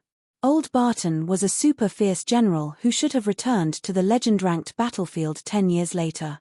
Old Barton was the myth-ranked strongest Dragon Knight general. If it wasn't for the fact that he advanced too late and died early from old age, he would have been one of the top 10 strongest individuals in this holy war. After more than half a year of training, Old Barton's true power level had far surpassed that of his peers in history. His ores were becoming more and more similar to gemstones. I had high hopes for that ugly bald man's future. I also went to find Winlair to ask some questions, some answers that only he could give me. I originally found it strange that old Barton, a local mercenary who had nothing better to do, was recognized by the proud dragons and became a dragon knight general. Just where did he get his dragon bloodline? And it just so happened that he was a descendant of the rarest cyan dragons? But now it's clear. He, Barton Anton, the last descendant of the hero of the spear, is also your descendant. Winlair paused for a moment at my question, but then his face was filled with delight. She really gave birth to my child. She really does love me. My overactive imagination allowed me to instantly understand everything. At this moment, my worldview received a heavy blow. Barton was the descendant of the three heroes, so the she that this perverted dragon was talking about was naturally one of the three heroes. In that case, the so-called legend of the three heroes slaying the evil dragon was definitely far from reality. It's no longer strange for a demon king and a hero to fall in love with each other. It's also understandable that a dragon slayer warrior would give birth to a descendant of a dragon. Yep. It's completely understandable. It's nothing. I don't understand. My ancestor was a hero who defeated the evil dragon, not some. But before she could finish her sentence, Winlair hugged her. His dragon's strength instantly swung the girl up like a swing, but the next moment, she returned to his soft, rippling embrace. If your father is my descendant, then you're my descendant as well. How pitiful, you're so thin and weak. It must have been hard on you for so many years without any elders to take care of you. You can call me Grandpa, and I'll take good care of you in the future. But the next moment, he noticed that something was wrong with the girl in his arms. Hey, you're not a dragon descendant. You're not even a living creature. A metal skeleton? What kind of life form is this? I hesitated for a moment and looked at Catalina, who had a face full of fear. I knew that it was time to face reality. Winlair, have you heard of the Halletdam generation and their taboo research that touched upon the divine realm? Chapter 488. When we returned to the Rhino Bar, Catalina still had a dazed expression. Her face was filled with panic, as if she had suffered some major psychological blow. She discovered that her father was hiding many things. She discovered that she wasn't human. She only panicked and didn't collapse. This proved that although she appeared weak on the outside, she was actually quite strong on the inside. However, the moment she entered the bar, her panicked heart caused her to instinctively look towards her father for help. Seeing Katerina like this, old man Barton, the bar owner, felt his heart ache with worry. He immediately glared at me. As for the others, they didn't care why a barmaid and a gambling addict had suddenly disappeared or what had happened to them. They all had their own things to do. In the middle of the bar's main hall, two plainly dressed traveling merchants were tied to chairs. Their personal belongings were all placed on a table to the side, and the most eye-catching item was a black silver skull pendant. That was the symbol of the Death Council. It seemed that we were overthinking things. This time, the Death Council's evil cultists weren't locals. They were free traveling merchants acting as a disguise. And judging from their unrecognizable appearances, they most likely didn't live in the town at all. They had set up camp outside the city. This was also an expected result. I had already patrolled the nearby towns and hadn't discovered any undead mags. However, the fact that they were living outside the city faintly hinted at another fact: these two weren't strong enough to survive alone in the wilderness. There were quite a few of them, and it was highly likely that they had their own camp. If that was the case, things would become complicated. This is troublesome. It seems that they aren't just random evil cultists, but rather members of the organized Death Council. They're probably just scouts. In that case, the Dragon Lich has most likely alerted them. They might take action at any moment. I was able to deduce all this in such a short period of time. This could only mean that I was far too experienced in dealing with trouble. I didn't believe that they would be able to guess it. Perhaps the enemy's reinforcements were already on the way. I was currently thinking about how to secretly warn these rookies so that they could quickly force out this information so that they could deal with it. I've already confessed. Don't kill me. There are 50 of us, and Priest Blackeye is the leader. He's a saint-rank undead mage. Alright then, this idiot was probably just an ordinary person not long ago. Even though stalling for time and waiting for reinforcements was clearly the best choice, he actually sold out his teammate. It would be difficult for anyone to save him. I glanced at everyone else who had expressions of realization. Is this a competition to see who is more stupid? Don't compare them to you. It's not fair at all. How many people in this world have more experience than you in causing trouble and being hunted down? I could only helplessly shake my head as I watched these youngsters hastily interrogating each other. I turned my attention to old Barton. At this moment, the black-clothed man behind me was so excited that he couldn't help but tremble. If I didn't stop him, I was afraid that there would be a good show to watch. By the way, why should I stop you? This guy forced me to wash the dishes yesterday. I'm his master who taught him martial arts. No matter what, I can be considered half a mentor.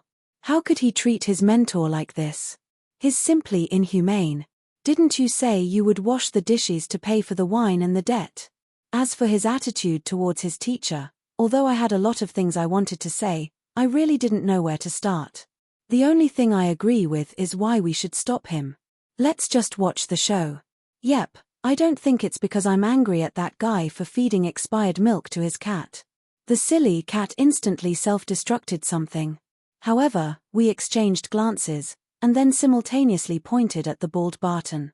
Look, that damned bald guy is Barton Anton. Barton also paused in surprise for a moment, but before he could react, a fragrant wind blew past him, and a soft, fleshy feeling against his body caused him to freeze in place. The next moment, the beautiful pair blossomed, and tears streamed down her cheeks like rain. Wah, my pitiful child. You're already so old. I've made you suffer. Dad. Mom's here. Stay with Mom from now on. Mom won't let anyone bully you.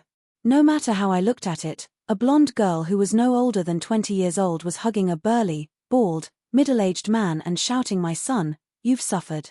This scene was so beautiful that even though I expected it, I still almost spat it out.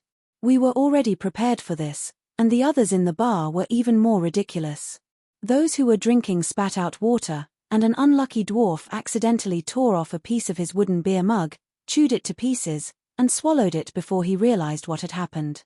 P2E, old Entric was scared to death. Barton, brat, is that your mother? Your mother looks much younger than you do. Yep, she's also much prettier. Are you really her son? The almighty Aishi, you're so different. Idiot, can't you see that pointy ears belong to an elf? Right, how can an elf give birth to a pure-blooded human?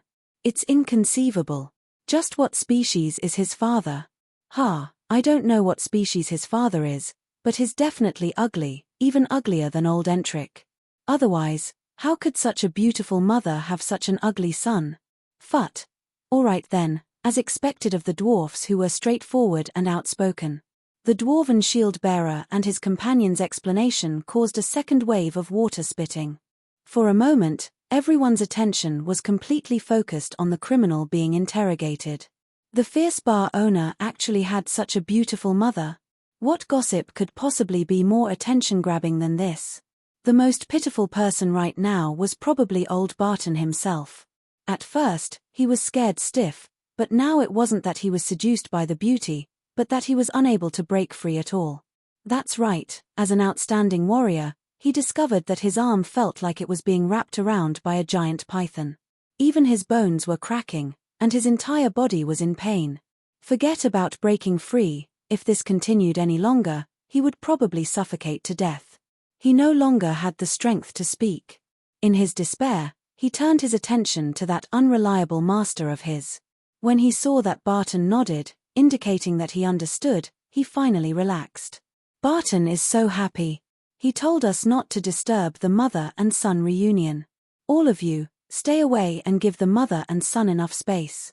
Phut, this time, what old Barton spat out was probably blood. He actually coughed up blood. Spitting out blood like this is a little ridiculous. Hurry and save him. And so, with the old baldy spitting blood at the center, the entire bar descended into chaos. After the situation calmed down a little, which meant that I had finished watching the fun, I finally stopped the dragon Lich who was overflowing with motherly love. This was to prevent him from using more and more force in his anxiety and actually crushing his only descendant to death. This time, he should have learned to respect his master. Male students are so good. They're sturdy and durable, and they won't die no matter what. My previous education was such a failure. It was all because I was too soft-hearted towards girls. Yep. I don't know if your methods of education will succeed, but I do know that you're going to have bad luck soon. Take a look behind you. All right then, when I turned around, I saw a resentful Catalina glaring at me. Her fingers were still on my waist, about to exert force. Her resentful gaze made it seem as if I was some sort of bad person who had done something evil that would incur the wrath of the heavens. You still dare to say that you're a good person? I ignored the silly cat's words. It was just that the kind me was so easily misunderstood. More than half an hour later, after we wasted precious time dealing with the situation, Barton, you're blaming me? Should you just watch me die? We finally returned to the main topic. Since they hadn't found us for more than half an hour, it was likely that the Death Council wouldn't directly come looking for us. However, it would be impossible for our group to hide the fact that we had captured Barton. There would definitely be more trouble in the future, and the information we obtained from our spies made us regret bringing Barton back. Our previous guesses were correct. The Death Council only had two goals in the mortal plane. The first was to obtain powerful undead creatures, and the second was to open up a dimensional door to the undead plane, allowing even more undead calamities to descend upon the mortal plane. However, their main goal wasn't to find out that there was a powerful immemorial dragon's corpse here from an ancient ruin. To the Death Council, a small matter like picking up bones wouldn't even require a high-level priest to bring more than 50 believers. Their true goal was a historical ruin in the Halan mountain range, which wasn't far from this small town. It was said that the space around that place was incredibly unstable, making it a perfect dimensional door. The others didn't have much of a reaction when they heard this. However, old Barton, who had just recovered his complexion, had an ugly expression. I recalled that old Barton had mentioned to me that he had picked up Katerina from an ancient ruin. It can't be such a coincidence, but seeing how old Barton's expression was worsening and how he was constantly sneaking glances at Catalina, his unconcealable concern, it was probably the truth. In that case, it was quite obvious who the owner of the historical ruin was. A historical ruin from the Halit Dam generation? Many strange items from the Holy War were dug up from there. Perhaps there's some sort of strategic weapon. Even without a contract with the God of Wisdom, we can't let the Death Council obtain a historical ruin. As for the adventurers, even if they didn't know what an ancient ruin from the Halit Dam generation represented, they all knew what the consequences would be if a dimensional door to the undead plane opened right next to their own home. We definitely have to stop them. However, I focused my attention elsewhere. If it weren't for the fact that there were people watching us, I would have used a soul-searching technique to completely squeeze out all the secrets from these two Death Council believers' minds. It wasn't suitable for me to appear, which was why I had old Barton do it. The opening of a dimensional door requires a large number of sacrifices. Don't tell me that you've already prepared them. Everyone's expressions changed. The Holy War had been going on for so many years now, and the undead and demons' most desired soul sacrifices were now infamous. Could it be that these guys had been moving around Barton Town for more than just dragon bones? We brought many slaves with us. You captured them? Old Barton viciously glared at him. That chubby evil cultist met old Barton's gaze, but he didn't dare to look directly at old Barton. Just as he lowered his head, old Barton grabbed him by the collar and lifted him up. Old Barton's angry roar boomed like thunder in his ears. You've already attacked other villages? Captured captives to use as sacrifices? The chubby evil cultist was already out of breath. His feet were off the ground, and he couldn't stop himself from kicking around. However, he still hurriedly nodded in the end. We originally didn't want to come here, but Lord Blackeye said that he was worried that there wouldn't be enough sacrifices, so he wanted us. Seeing that everyone was looking at the other evil cultist, the thin man hurriedly nodded, confirming this information. This time, things were truly going to get interesting. However, I still needed more information. A one-way dimensional connection is meaningless. Which undead plane is the one on the other side? Which undead lord is responsible for this? Do you know? As expected, the two of them kept shaking their heads. However, the thin man suddenly seemed to recall something. I heard Lord Blackeye mention that as long as we complete this mission, Her Majesty Conservation's most powerful general, General Wu-Er, will grant us new eternal life. Her Majesty Conservation? Is there an undead emperor named Conservation? Why do I have a premonition that I'm going to be unlucky again? Chapter 489. From a certain standpoint, the Bardi Empire had the worst luck out of all the countries in this calamity. The Bardi Empire was indeed one of the few mega-empires in the continent. The powerful Dragon Knight Squadron was a powerful weapon of the country. The empire had a vast territory and abundant resources. Mining, metallurgy, equipment, and other manufacturing industries were also world-leading. Plus, they had ancient inheritances and strong support from the people, as well as a large number of powerful generals and cannon fodder trained from long periods of war. The Bardi Empire's status as a mega-empire was quite solid, and its combat potential was limitless. But sometimes, an overly large empire would easily become a target. The Bardi Empire's rich territory made it a juicy piece of meat for new factions. The Bardi Empire's many internal factions and ambitious domain lords were hidden unstable factors. In the game's history, the Bardi Empire had been the fastest to fall, to the point that outsiders couldn't understand.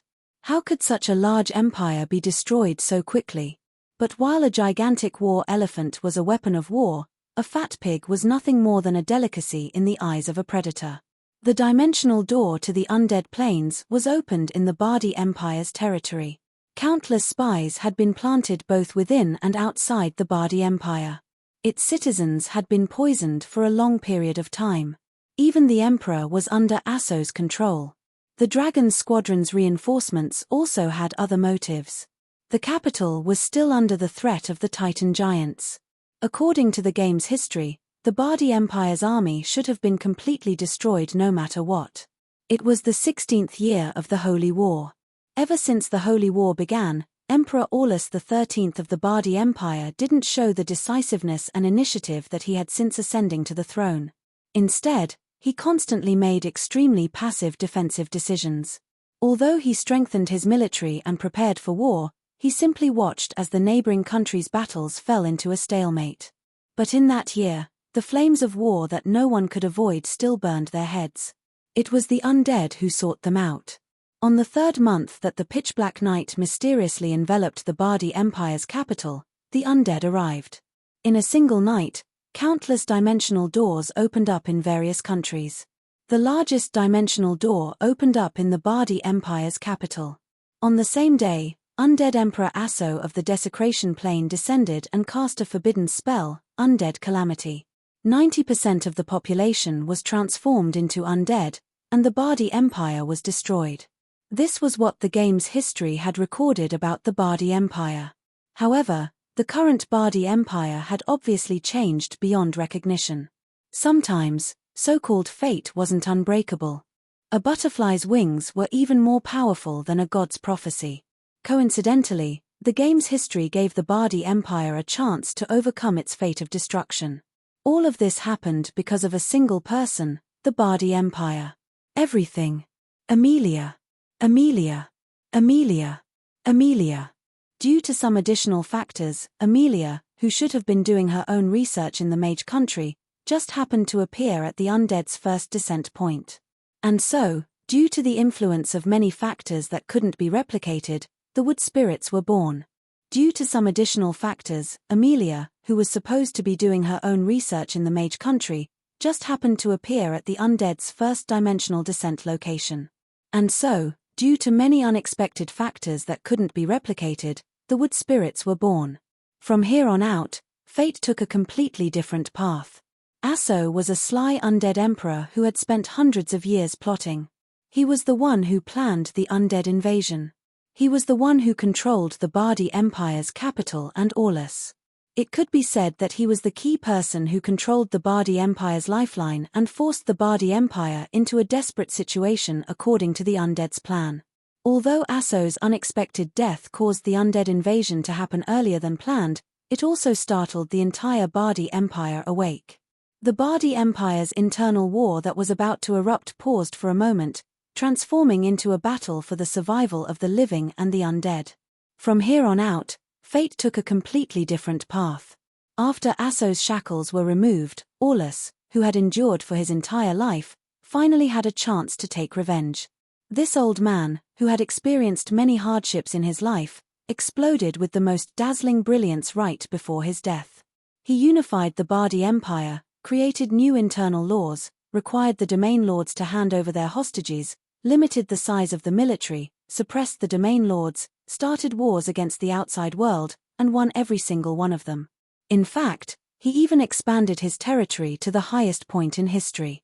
Although all of this was already enough to leave his name in history, it was nothing compared to what he did in his final year. In the ancient Bardi Empire, pure holy light slowly rose like the morning sun in the center of the continent. From then on, those who steal the glory of holy light shall forever live in fear. The first pope of the Southern Church of Pure Holy Light, Amoya I. The Southern sect completely broke off all relations with the Holy Church.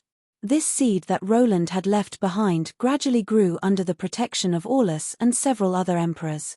The first pope of the Southern Church of Pure Holy Light established the headquarters of the Southern Church in the ancient Bardi Empire. From then on, the entire world's holy light was split into two major factions, the Pure Holy Light faction and the Conservative faction. The God of Holy Light wasn't the only word for holy light anymore. The Holy Light faith, which occupied 70% of humanity's faith, obtained a new path. Holy knights no longer needed to listen to the Holy Church's commands. There would be more and more independent holy knights who would only fight for their own faith. Far too many changes would become more and more obvious in the Holy War. This battle of faith would likely affect everyone. Aulus's second great achievement was to cut off all connections with Dragon World, completely breaking off relations with the dragons and Order gods. That's right, this was something that would be recorded in the history books for a long time to come. In order to completely escape from the Titans' threat, the arrogant Aulus cut off the dimensional door connecting Dragon World to the mortal plane, causing the entire Dragon World to lose contact with the Titans for a long period of time. Countless lives were wiped out because of this. Yep, even though the Hades had been established and Aulus had taken all the blame, it would be difficult for him to clear his name before this holy war ended. Difficult to understand? Or, to put it another way, once the Order gods lost control of the entire mortal plane, the Hades gods would be on par with the Order gods in terms of influence, power, and so on. That would be the time for Aulus to clear his name. But now, everyone needed Aulus to take the blame, because nobody wanted to turn against the Order gods yet. That's because of Aulus's personal recklessness. He's already received divine punishment. The Bardi Empire hasn't betrayed the Order gods or the dragons. Even if everyone knows that they're lying to themselves, as long as both sides have mutual benefits, this alliance still exists. That's enough reason. While the dragons had suffered great losses, it wasn't their foundation that was damaged. The dragons of Dragon World would one day return. The ones that had truly been thoroughly offended were the Order gods. The newly established Hades gods were destined to challenge the Order gods' authority. The new Hades gods had been established in Bardi's Dragon World, so the relationship between the Order gods and the Order gods was still quite obvious. But for the Order faction, it would be an incredibly foolish decision to treat the entire Bardi Empire as an enemy in this cruel holy war. That's why, once Aulus takes all the blame and pays the price with his life, the Order gods can pretend that they didn't see the Bardi Empire's betrayal or the Hades gods' establishment. Although it's incredibly foolish, Aulus, who's nicknamed the Fox Scorpion, has already mentally prepared himself to bear 100 years of infamy for the sake of this fragile alliance. Of course, if Roland and the others had lost the battle against the Hades gods, the Bardi Empire would have lost its backer, and the southern sect would probably have been destroyed as well. And when news of the battle reached the Bardi Empire, it would be the Hades gods who had obtained the final victory. In that case, the Order gods wouldn't bother with their allies anymore. When a new heir appears, all those who benefit from the Order gods will want nothing more than to stomp him to death. But if he's truly strong enough to fight against the old Bardi Empire, everyone will greet him with a smile, as if they were brothers from the very beginning. This was politics. It was dirty, unjust, and only cared about benefits. There was no honor to speak of at all. And the most pitiful part was that Roland and Aulus's schemes had grasped the hearts of the people. Everything developed as expected. Now, everyone in the Bardi Empire knew of Emperor Aulus's foolishness. However, this only served to accentuate how outstanding Emperor Aulus's successor was. After all, Emperor Halent had hastily ascended to the throne amidst the chaos and crisis that Emperor Aulus had brought upon himself. He used his political skills and swift and decisive actions to clean up the mess left behind by his predecessor. Inconceivably, Halent had reached an agreement with the dragons, there were quite a few tricks involved, and signed a new alliance with them. The Dragon's Knight Squadron was now 3 times as large as it had been at its peak.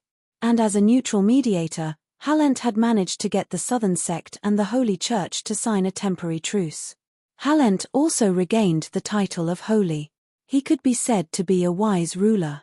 Unlike Emperor Aulus's militaristic development strategy, Halent had reached a truce with the Mage country not long after he ascended to the throne.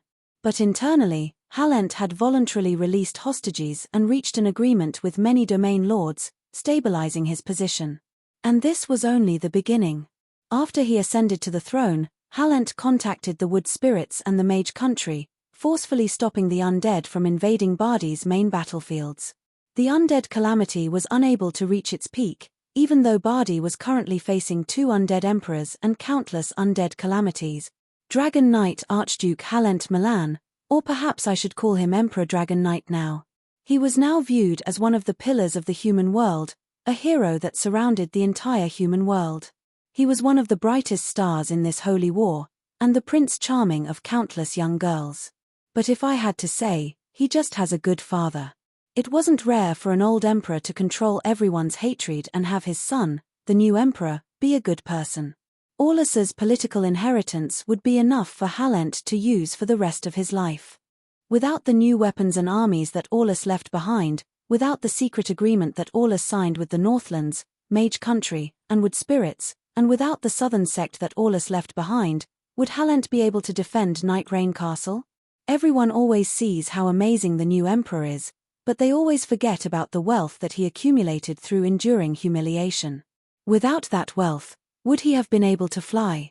Old Aulus had long since known that his greatest enemy was the undead. He had created countless powerful weapons and research projects that specifically targeted the undead in his country. In fact, even the southern sect had started using the Bardi Empire's research on the undead. And when the Bardi Empire truly helped the entire human world fight against the undead calamity, all of his past preparations became extremely useful.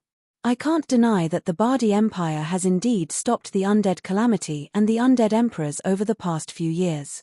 With Night Rain Castle as the main example, the Bardi Empire has become a meat grinder for the undead and the living. But in terms of losses, the undead have suffered far more. Even though the Death Council had caused quite a ruckus by trying to open up a dimensional portal to the undead planes in other places, if they had succeeded on the main battlefield, would they have needed to open up a new battlefield? Gathering all the undead armies and pushing through the undead planes would have been the fastest and best way to obtain victory. And with such a large background, the dark cultists under the control of the undead lords were constantly active and searching for new exits. Although there would occasionally be news of undead armies flooding the main battlefield, this actually meant that the undead lords had lost their confidence in breaking through on the main battlefield and were forced to search for a breakthrough elsewhere. It wasn't so easy to create a dimensional portal that was large enough to allow the undead calamity to pass through. The Bardi Empire's dimensional portal had been created by the undead emperors for over 100 years, as well as Asso's soul sacrifice. It was quite difficult for the dark cultists who had just entered the Bardi Empire to move about. The undead army that they had obtained through the sacrifice was at most an undead lord's army. Although they had caused some losses, they were all quickly destroyed by the human countries. The undead hadn't achieved their foundational goal of breaking through the Bardi Empire's defenses. Indeed, there were a few countries that were attacked by the undead calamity. Everyone knew that the undead calamity would only get worse as time went on. Right now, every powerful country had a mobile army that specialized in dealing with the undead. The churches of the gods weren't doing nothing either. Even though there were a few small countries and cities that were suddenly turned into ruins by the undead, the encirclement and suppression armies arrived just in time and didn't cause any big waves. And this time, the Salar Dukedom was one country away from the Bardi Empire, which was over several tens of thousands of kilometers away. Even if the undead calamity arrived, it wouldn't have much of an impact. Fine then, the Salar Dukedom would probably be destroyed, but it wouldn't have much of an impact on the entire human world. This time, if it was only a few undead lords messing around, I wouldn't even bother to interfere. But since an undead emperor is involved, it can't be a small matter. I don't think that an undead emperor would waste time doing something so foolish. Either there's something we haven't discovered yet, or the ruins are incredibly abnormal. It's possible to create a second battlefield, but this place is too close to the Bardi Empire. In the end, it still depends on the size of the undead. If it's not just an undead army, but a true undead calamity, then it'll be of great strategic significance. That's possible. The increase in the elemental tide is causing the dimensional laws to become increasingly weak. The Hallett Dam generation's artifacts are quite ridiculous. Nobody can guarantee what will happen. If the dimensional laws there are weak to a certain extent, it's possible that an undead emperor will directly descend even if there's only a few sacrificial offerings. And if an undead emperor really does descend, then that'll be a second battlefield. Two major battlefields will work together, which will be quite interesting. The silly cat, who was a magic expert, agreed with me. This helped me make up my mind. It would seem that we'll need another expert. If I recall correctly, Timlad should be in the Bardi Empire, not far from us. Yep, Timlad, the father of steel, the god's hand, and the creator of miracles. His nicknames are becoming more and more exaggerated. I hope that his strength increases to match his reputation. Chapter 490. What's the situation at the campsite? It's completely empty. Judging from the traces, they probably retreated as soon as the dragon lick appeared. They didn't even bother to clean up their campsite. They were probably frightened by such a level of magic power. In that case, it would seem that they don't have that much power. They abandoned their pawns. I nodded thoughtfully as I recalled the two dark cultists who were locked in the basement with dejected expressions. Suddenly, there was a paa-paa sound outside the window. The window opened, and a snow-white eagle descended from the window, landing directly on Heloise's back, and then disappeared without a trace. It would seem that Harloise was becoming more and more proficient at using her clones for scouting and beast transformation. Although it was fine to wait for the town's security team to report back, there was a huge difference between a newbie and an experienced one when it came to collecting information. An excellent forest ranger would be able to determine a prey's job class, specialty, and body data from the weight of a broken tree branch. Experienced wood elves and druil would be able to use trees and plants as their eyes and ears. Archmages with the ability to see back in time would be able to directly look back at the scene. However, newbies would be able to lose their footprints, and newbie detectives would be of no help at all apart from messing up the scene and breaking all the clues. And so, when I guessed that they likely had companions, I had Harloise send out her clones for scouting purposes. There's about 46 to 50 of them, and they've brought more than 200 sacrifices. Most of them should be humans. Their numbers match the information from the two dark cultists. However, there are a few black-clothed people among them that give me a threatening feeling. They might be high-level undead creatures. If it wasn't for the fact that they intentionally hid it, even they wouldn't know. Is it possible to catch up to them? Impossible. They're incredibly experienced, and they've already entered deep into the mountains. It would seem that they also have a professional ranger job class. It's probably something like a dark ranger. I don't dare to get too close to them. If I go any closer, I'll lose control of my clones as well. Harloise's clones also had a limited area of effect. Not to mention, clones had negligible combat strength. In fact, they could even be killed by wild beasts or birds of prey on the way. They were indeed no match for professional scouts. However, they had some other wondrous uses. Here, help me send this letter quickly. We need Laboris to help us. I passed the letter to Harloise. She waved her hand and a white messenger pigeon appeared in her palm. Due to the natural limitations of the doppelganger, it was impossible to send it across the national border. However, it was possible to send it along the official road to the nearest post office in the largest town. Of course, they wouldn't consider using a normal delivery horse carriage. It would probably be spring by the time the letter arrived in Bardi. This time, the mail company was a Fairies Air Express delivery company, or Fairies Express for short. Yep, that's right, air delivery. This was the Fairies' newest service, and it was incredibly popular. In battle, information would be even more valuable than gold. As previously mentioned, the fairies would hire Air Knight to deliver news and important letters. And in order to serve the other species, the fairies had created the Fairies Express, an expensive yet highly effective messenger service. Of course, due to limited resources, a small town like Anton Town did not have a station, but there were definitely stations in the capitals and commercial cities of various countries. We don't have much time. They should arrive soon. You left the magic signature of Roland the Undying at the bottom of the envelope. Considering your reputation, I believe that those fairies will treat it as an important military intelligence.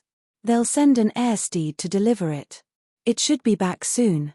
But you really didn't reveal your identity to save money on the delivery. Let's discuss how we should split the money we just swindled from gambling. It would seem that the silly cat had seen through everything. I was rendered speechless. However, these fairies were truly greedy. Even if I used up all the money I swindled from gambling today, I wouldn't have much money left for alcohol. Are you trying to bribe me? Sure, I'll have the newest evening gown from the fashion capital, a purple rose outfit.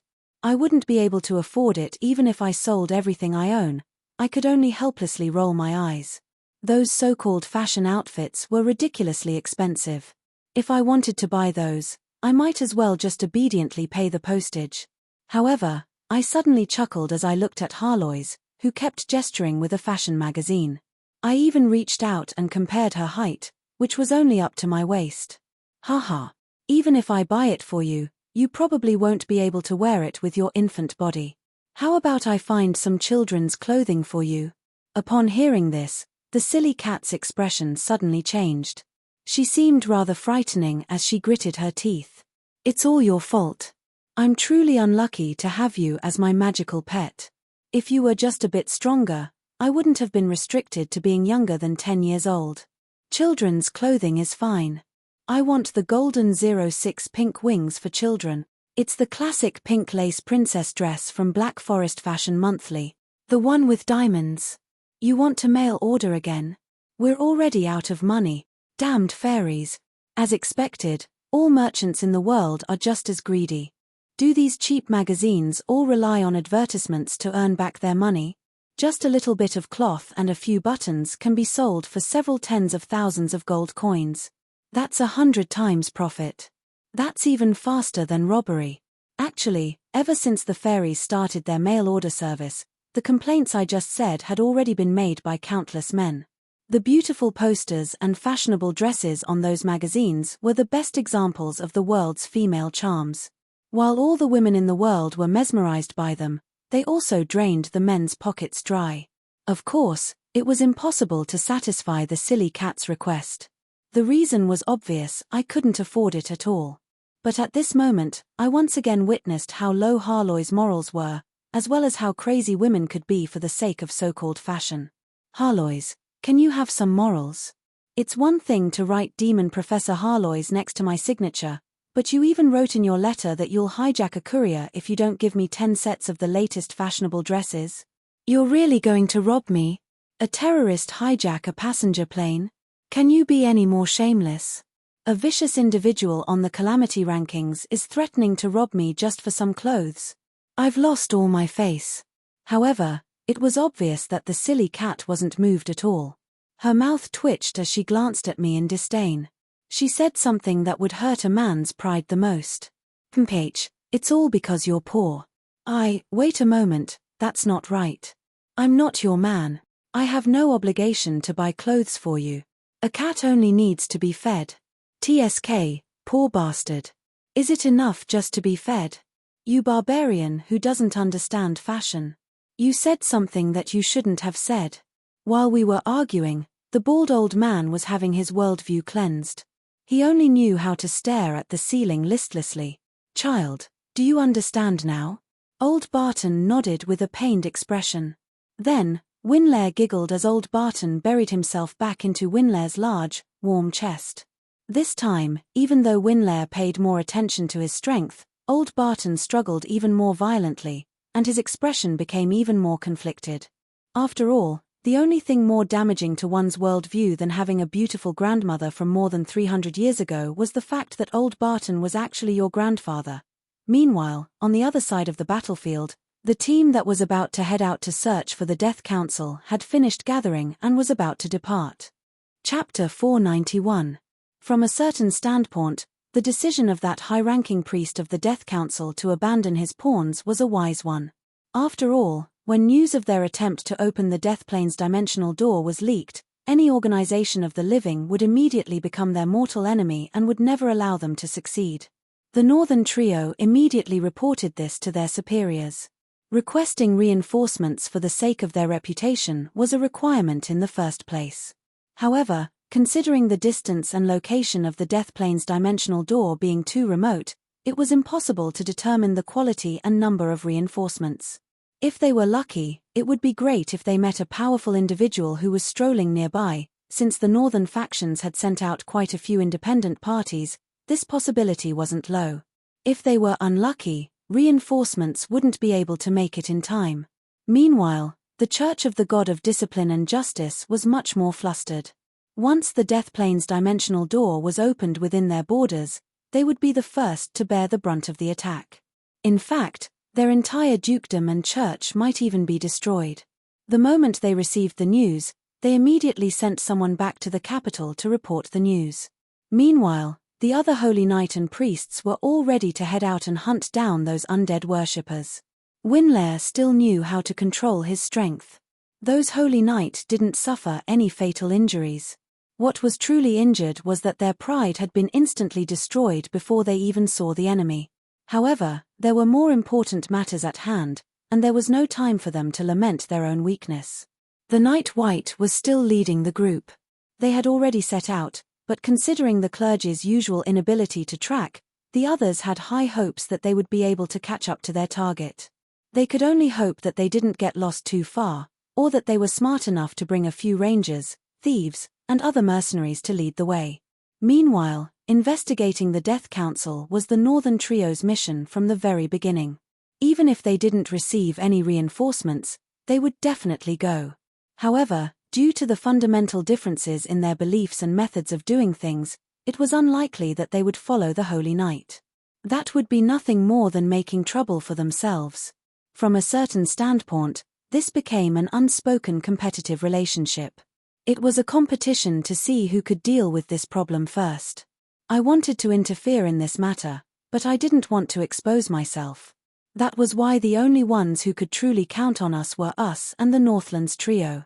It would be even more of a waste to split up our combat strength, which was why I tried to convince them to take us, the Smurfs. Actually, I'm a pretty good necromancer. If you bring us along, as long as the distance isn't too far, we can sense each other's death magic, which will make it easier for you to track them.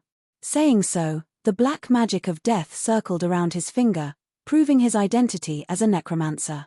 If it were other forces, they would definitely be suspicious and prejudiced against necromancers, especially when they were investigating matters related to the undead plane. They would be even more suspicious of the other party's motives. But while they were shocked, their first reaction was, "A registered necromancer? Do you have a license? Have you finished your annual review?" Yes, he passed the annual examination last year. He's registered in Defender's headquarters. He's a legend rank necromancer. In some people's eyes, the Northlands was already a paradise for necromancers. The root of this was because the Northlands had normalized necromancers, turning them into an abnormally ordinary job class. 1 year before the Dawn Era, the undead Industrial Revolution began in the Northlands. This revolution liberated the productivity of the living, and also gave necromancers a chance to walk into the light. In the second year, ghost carriages and zombie servants took up 1/3 of the market share. After so many years of development, undead equipment, furniture, tools, and servants had become quite common in the Northlands. And in order to ensure the safety of undead equipment, things like registered necromancers' examinations and character checks that happened once every 3 years had also become a common practice. Master, so you're one of us. Did you accept a mission or are you a freelance mage? Oh, I'm sorry, I didn't dare to ask. If you're willing to tell me, please tell me. The three of them looked at this little black book and immediately revealed expressions of delight. If this was 10 years ago, it would already be underestimating for a legend rank undead mage to be called a master. But because there were more and more fake masters and fake legends, the title of master was becoming less and less used. Quite a few of the official undead mags in the Northlands Defender had inextricable connections with the government. And this little book had the emblem of the Donglan royal mage family, which meant that this master had obtained the royal family's trust. Naturally, he could be trusted. And the emblem that represented his job's reputation was a rarely seen double crown. I personally have some connections with the Royal Mage Association. Since I've met with such a situation, I naturally can't stay out of it. But, being a gentleman before being a villain is the best way to cooperate. This time, if it involves the ruins of the Halitdam generation, I want half of the profits. If there's any new technology, I can have priority in selling it to the Northlands government, but I can't miss out on my share of the profits. I didn't lie at all, and the documents in my hands were real. Of course, how I got them was self-explanatory. As for the 2 crowns of credibility, cough cough, do you know that there's a service called brushing crowns? For mags, the ancient knowledge and secrets that might exist in ancient ruins was an irresistible temptation. And if there were any traces left behind by the Halitdam generation, it was even more likely that there would be new technologies and strategic weapons that would change the map of a country. There were many such examples in the history of the Holy War. Although in legends, there would occasionally be some minor character who unearthed some mystical technique or god equipment from ancient ruins, and then walked down the path of slaying demons and gods, in reality, it was quite rare to find god equipment when exploring ruins. After all, the passage of time was as merciless as grave robbers. More often than not, ancient technology and magical information would be restored based on the records, murals, and traces left behind. Such things wouldn't be of much use to an individual, and would only be a source of calamity. But for organizations that were capable of digesting such technology and ancient magic, it would be a priceless treasure. From a certain standpoint, if it wasn't for Timlad's technological support from the Halitdam generation, there wouldn't have been the magical engineering revolution that was getting stronger and stronger. When a living ancient person couldn't be found, the documents and information left behind by an ancient civilization would be the only substitute. The Halitdam generation? It's actually the Halitdam generation. We've struck gold this time. Mary instantly jumped up in excitement. Her 2 companions had confused expressions. They didn't know why their companion was so excited. As one of the 4 elemental swordcasters, it was only natural for them to come into contact with magical engineering technology. Since they were studying magical engineering technology, how could they not know about the Halitdam generation? I'll immediately write a letter to the headquarters. I'm just afraid that I won't be able to make it in time. Relax, I have some friendly relations with Master Timlad. I've already written a letter to him using a small demon express. Since this is related to the Halitdam generation, no matter how busy he is right now, he'll probably hurry over. The moment I said this, the 3 of them visibly relaxed. Timlad was an incredible major figure in their eyes. Since he was familiar with him, this also proved that the undead mage before them was trustworthy. Of course, after I left, they would definitely discuss my identity and goal. That was why I kept my identity as an undead mage that stayed here for half a year in order to explore the ruins. I would wait for them to find clues from others and figure out the truth. Also, the fact that I was quite popular in this town would increase their trust in me. But now, after I said goodbye to them and went to prepare for my own trip, the silly cat suddenly appeared out of nowhere. I thought that you'd continue to pretend to be a holy knight. Ha, don't be silly. I've already received information from our spies that the Northlanders will always investigate the holy knight that suddenly appears out of nowhere. Haha, it seems that they've seen through you as well. Is that really the only reason? The silly cat narrowed her eyes as if she could see through everything. It would seem that she had long since thought of the reason and intentionally came here to torment me. That's only the main reason. My armor and metal weapons being too heavy are only secondary reasons. Since I had already seen through my disguise, there was no need for me to hide it anymore. My current physical condition was far too terrible, and it would be impossible for me to pretend to be a holy knight. Thanks to my pitiful strength and constitution, my chain mail was nothing more than chains that chained me. My full body armor was nothing more than a metal cage, and my metal sword was nothing more than a golden cudgel. I couldn't even carry the standard equipment of a knight, so how could I possibly pretend to be a holy knight? After all, it was highly likely that I would have to engage in a high-intensity battle. On the other hand, using elemental magic also required a certain amount of constitution and dexterity. The accuracy of one's hand gestures would directly affect the success rate of casting a spell. If one's constitution was too weak, it would be impossible for them to use powerful spells. Just dealing with the magic backlash would be difficult. Now that I thought about it, the only spells that I could casually cast under the current conditions were undead magic that could control corpses and undead creatures. This was also why I didn't stop the Holy Light cannon fodder from leaving. For the conservative Holy Knight faction, the Northlands trio was nothing more than a potential ally in a battle of faith. Undead mags would be their mortal enemy who would kill them first and ask questions later. Actually, if the conditions were right, pretending to be a holy knight would be the best. After all, they had a good enough reputation that not only would they not arouse any suspicion, but they would also be able to travel as they pleased, recruit cannon fodder, obtain the trust of adventurers and residents, obtain cheap and free supplies from villages along the way, and if necessary, start a civil war with the villagers. These were all hidden advantages. Only the idiots of the conservative faction would waste such an obvious advantage. However, I didn't go with them by myself. Since Katarina originated from the ruins, perhaps she was the key to opening the door to the ruins.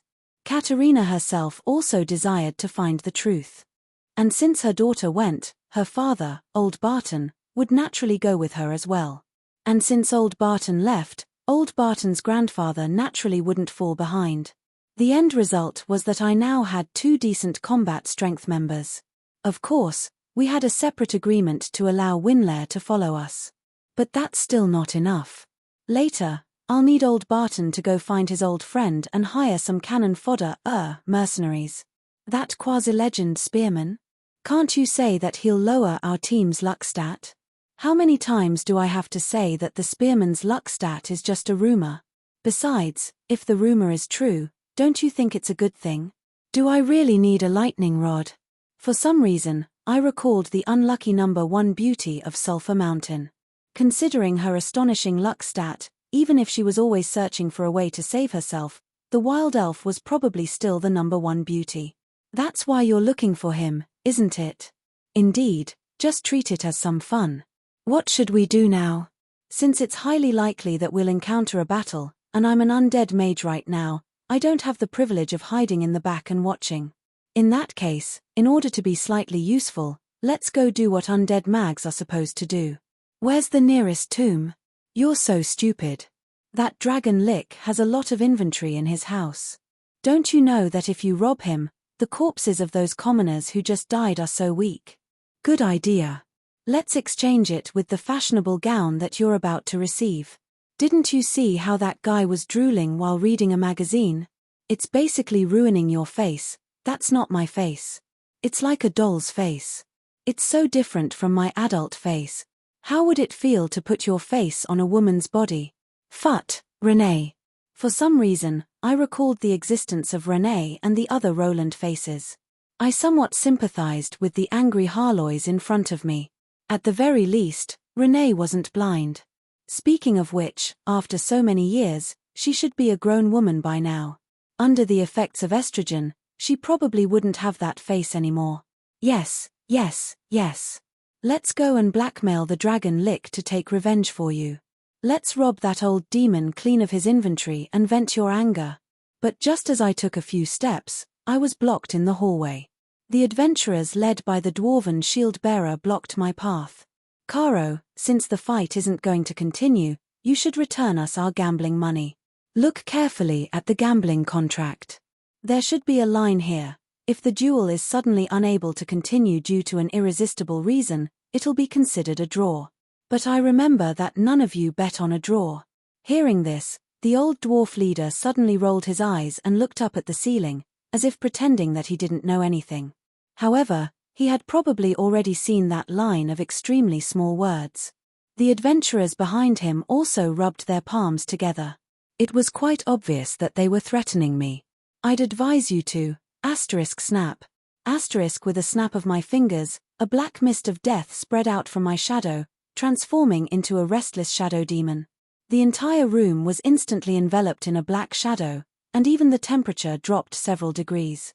Right, I forgot to tell you that I'm an undead mage, a legend ranked one. Do you need something from me? Power was the best calling card. This frightening magic power was a naked threat. You want me to return the money? Heh. We're fine. It's just that it's time for dinner. We'd like to invite you down for dinner. Yep, we, the Thunder Brothers, will pay for tonight's drinks. Who said that dwarfs were slow-witted? Weren't they quite sensible? They happily said all this before turning around and leaving without another word. But when I looked at the dwarven brothers' sturdy bodies and excellent weapons and armor, I suddenly recalled something. Actually, I'm a very reasonable person. I have a small job here that's suitable for relatively outstanding adventurers. If you go, it's not impossible for me to return your gambling money. If you do a good job, there'll be an extra commission. Chapter 492. What? No undead. The dragon Lich unhesitatingly agreed to my conditions after seeing the trendy clothing in the fashion magazines. However, when I asked him about it, he actually didn't have any powerful undead in his possession. Hey, you're a Dracolich, right? One of the strongest undead creatures. You're telling me that there aren't any powerful undead creatures in your dragon nest? There was a side effect of transforming into a Lich. No matter what kind of life form it was, the magic that drove its physical body would always be the power of death. If the magic that the Lich originally cultivated clashed with the power of death, its power would be reduced. However, controlling the undead that were weaker than itself was like an instinct, and the Lich's cultivation of necromancy magic improved by leaps and bounds. Undead magic, which they had suddenly mastered, was something that they couldn't forget. After so many years, it would be impossible for them to have no understanding of undead magic. That was why most undead liches would have a large number of undead creations in their laboratories. Even if they were hired thugs, they were servants, or even family members. Dracoliches were even more ridiculous. They were artificial undead dragons, and the difficulty of transforming them into undead dragons was one of the highest out of all undead rituals. Just completing the transformation would require a large amount of undead knowledge, but this Dracolich was actually telling me that it didn't have much undead knowledge. Those filthy things are ugly and smelly. How can I keep them in my palace?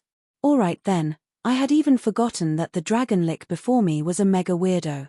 Since this dragon Lich was willing to choose such a physical body for the sake of its artistic beauty, it was only natural that it would be able to sweep away all filthy undead. Don't you have banshees? Bind the beautiful spirit of the elf. How could I do such an evil thing? The face that looked exactly like Harloy's stared at me in astonishment, as if I had said something extremely evil, and I was doing my best to suppress the urge to smash it with a brick. Evil? You're King Lich. No matter if it's a legend or reality, you're the most classic final boss. Alright then, I pretty much understood Rain's strange way of thinking. He would directly kick out the ugly undead, but beautiful undead would require beautiful raw materials, which he couldn't bring himself to do. You've really opened my eyes. I turned around and wanted to leave, but that guy pulled my sleeve and looked at me pitifully, at the fashion magazine in my hand. I shook my head helplessly. Just give me whatever I can.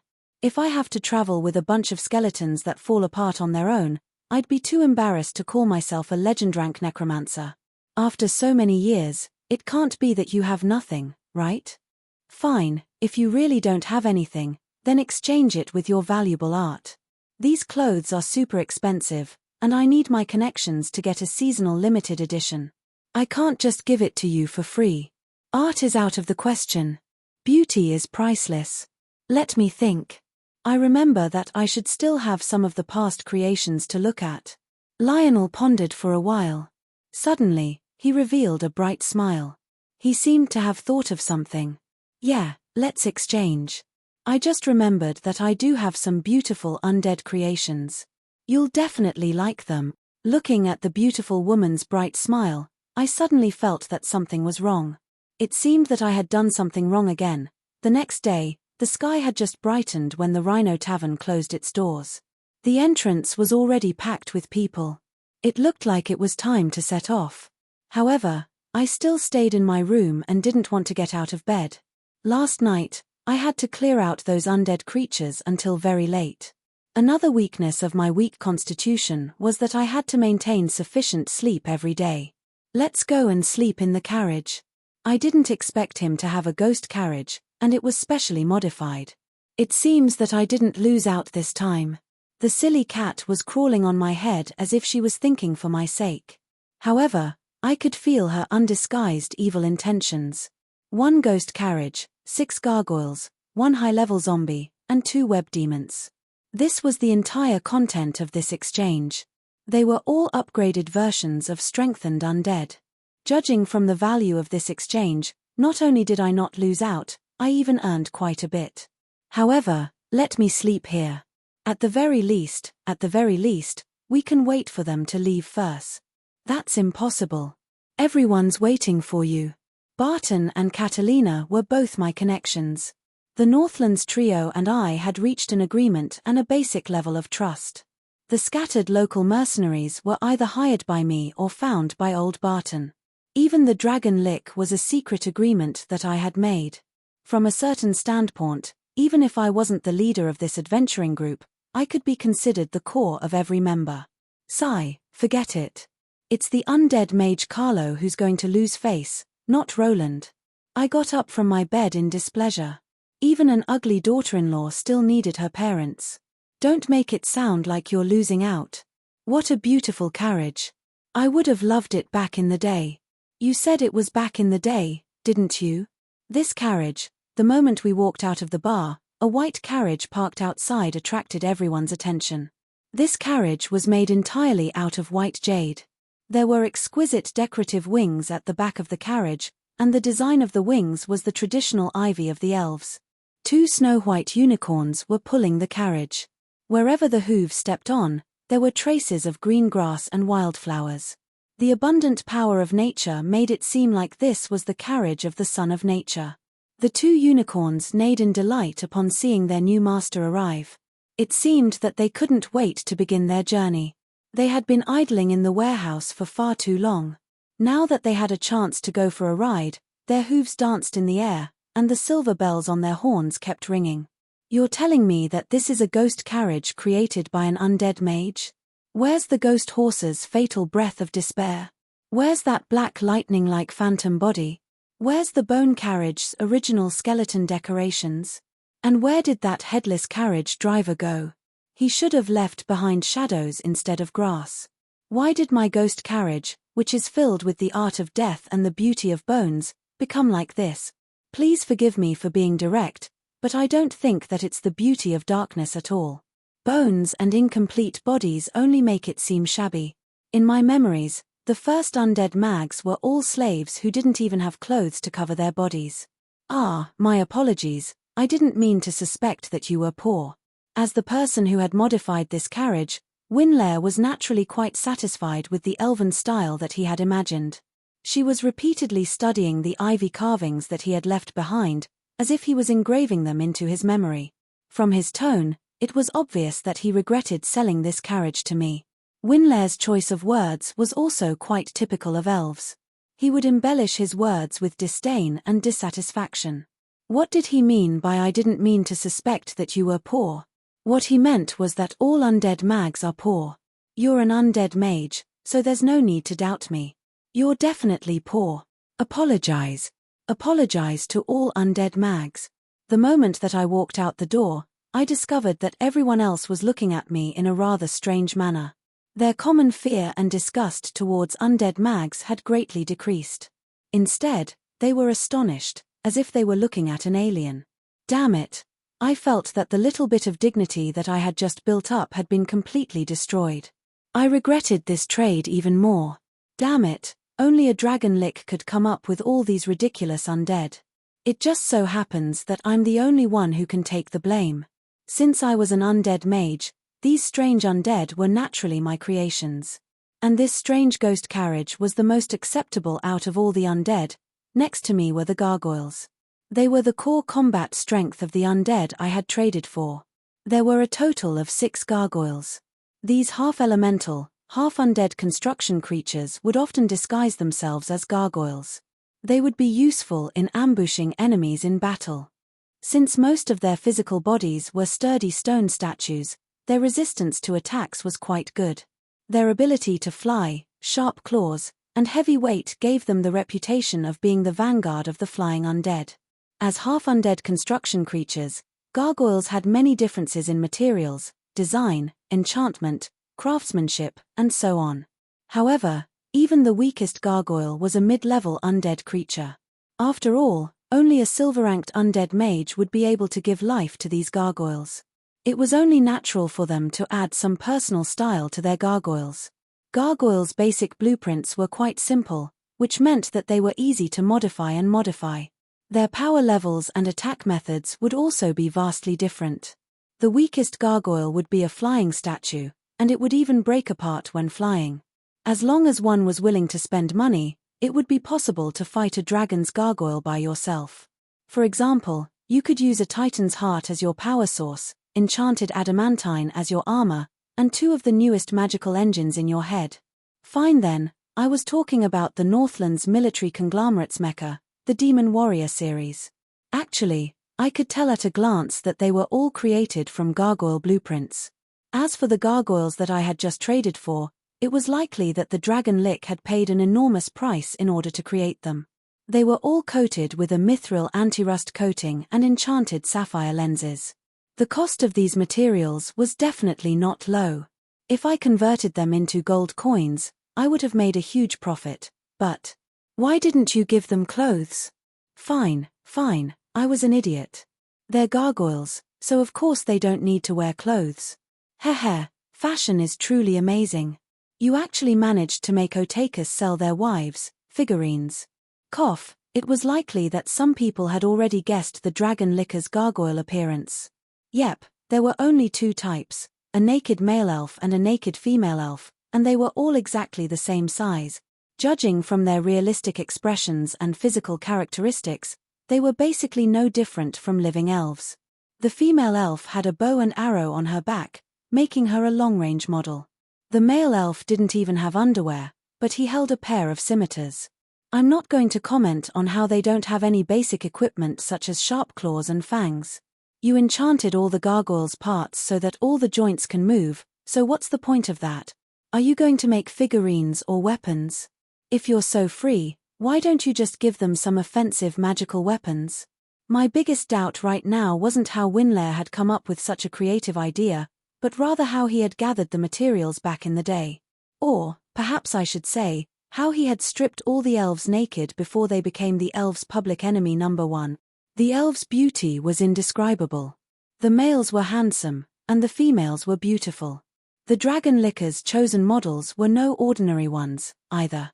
They were valiant and beautiful, and that guy was a wood elf, moon elf, silver elf, and dark elf. He didn't even spare a single one of them. He was simply an elf's harem, and would indeed be quite pleasing to the eyes at home, but I really didn't make this.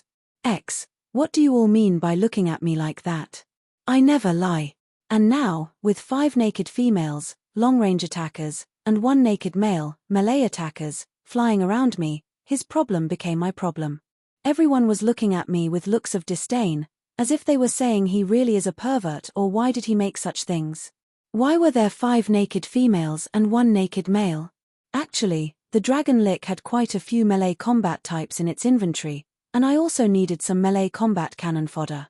But after considering it over and over again, I unhesitatingly chose to be a pervert or a gay. At this moment, The statue of the naked man fell behind me. As the only gargoyle that could fight in close combat, his calculation core required him to take on the responsibility of guarding me. However, I felt that he was too close to me, especially certain parts of his body. He was almost touching me, so here's a two-way street. I was wondering why Caro hasn't pushed Catalina yet. So big. I never expected Caro to like this type. These words rang in my ears, and the next instant, I covered my face as tears of wronged blood flowed from my eyes. As expected, I shouldn't have considered any melee combat pairings. My reputation had been completely ruined. At this moment, I would rather become a super pervert in the eyes of the world. Let's go. I suddenly rushed onto the carriage. I was afraid that I wouldn't be able to stop myself from going berserk if I heard any more of such words. The only thing that comforted me was that there was an even more wondrous creation in the carriage. Things weren't at their worst yet. Our first stop is to leave the city. No, to Anton Town's tailor shop. That's right, you heard correctly. Let's first buy some clothes for these indecent gargoyles. A mysterious sadness welled up in my heart. I was afraid that I would be recorded in history as the first undead mage to buy clothes for gargoyles.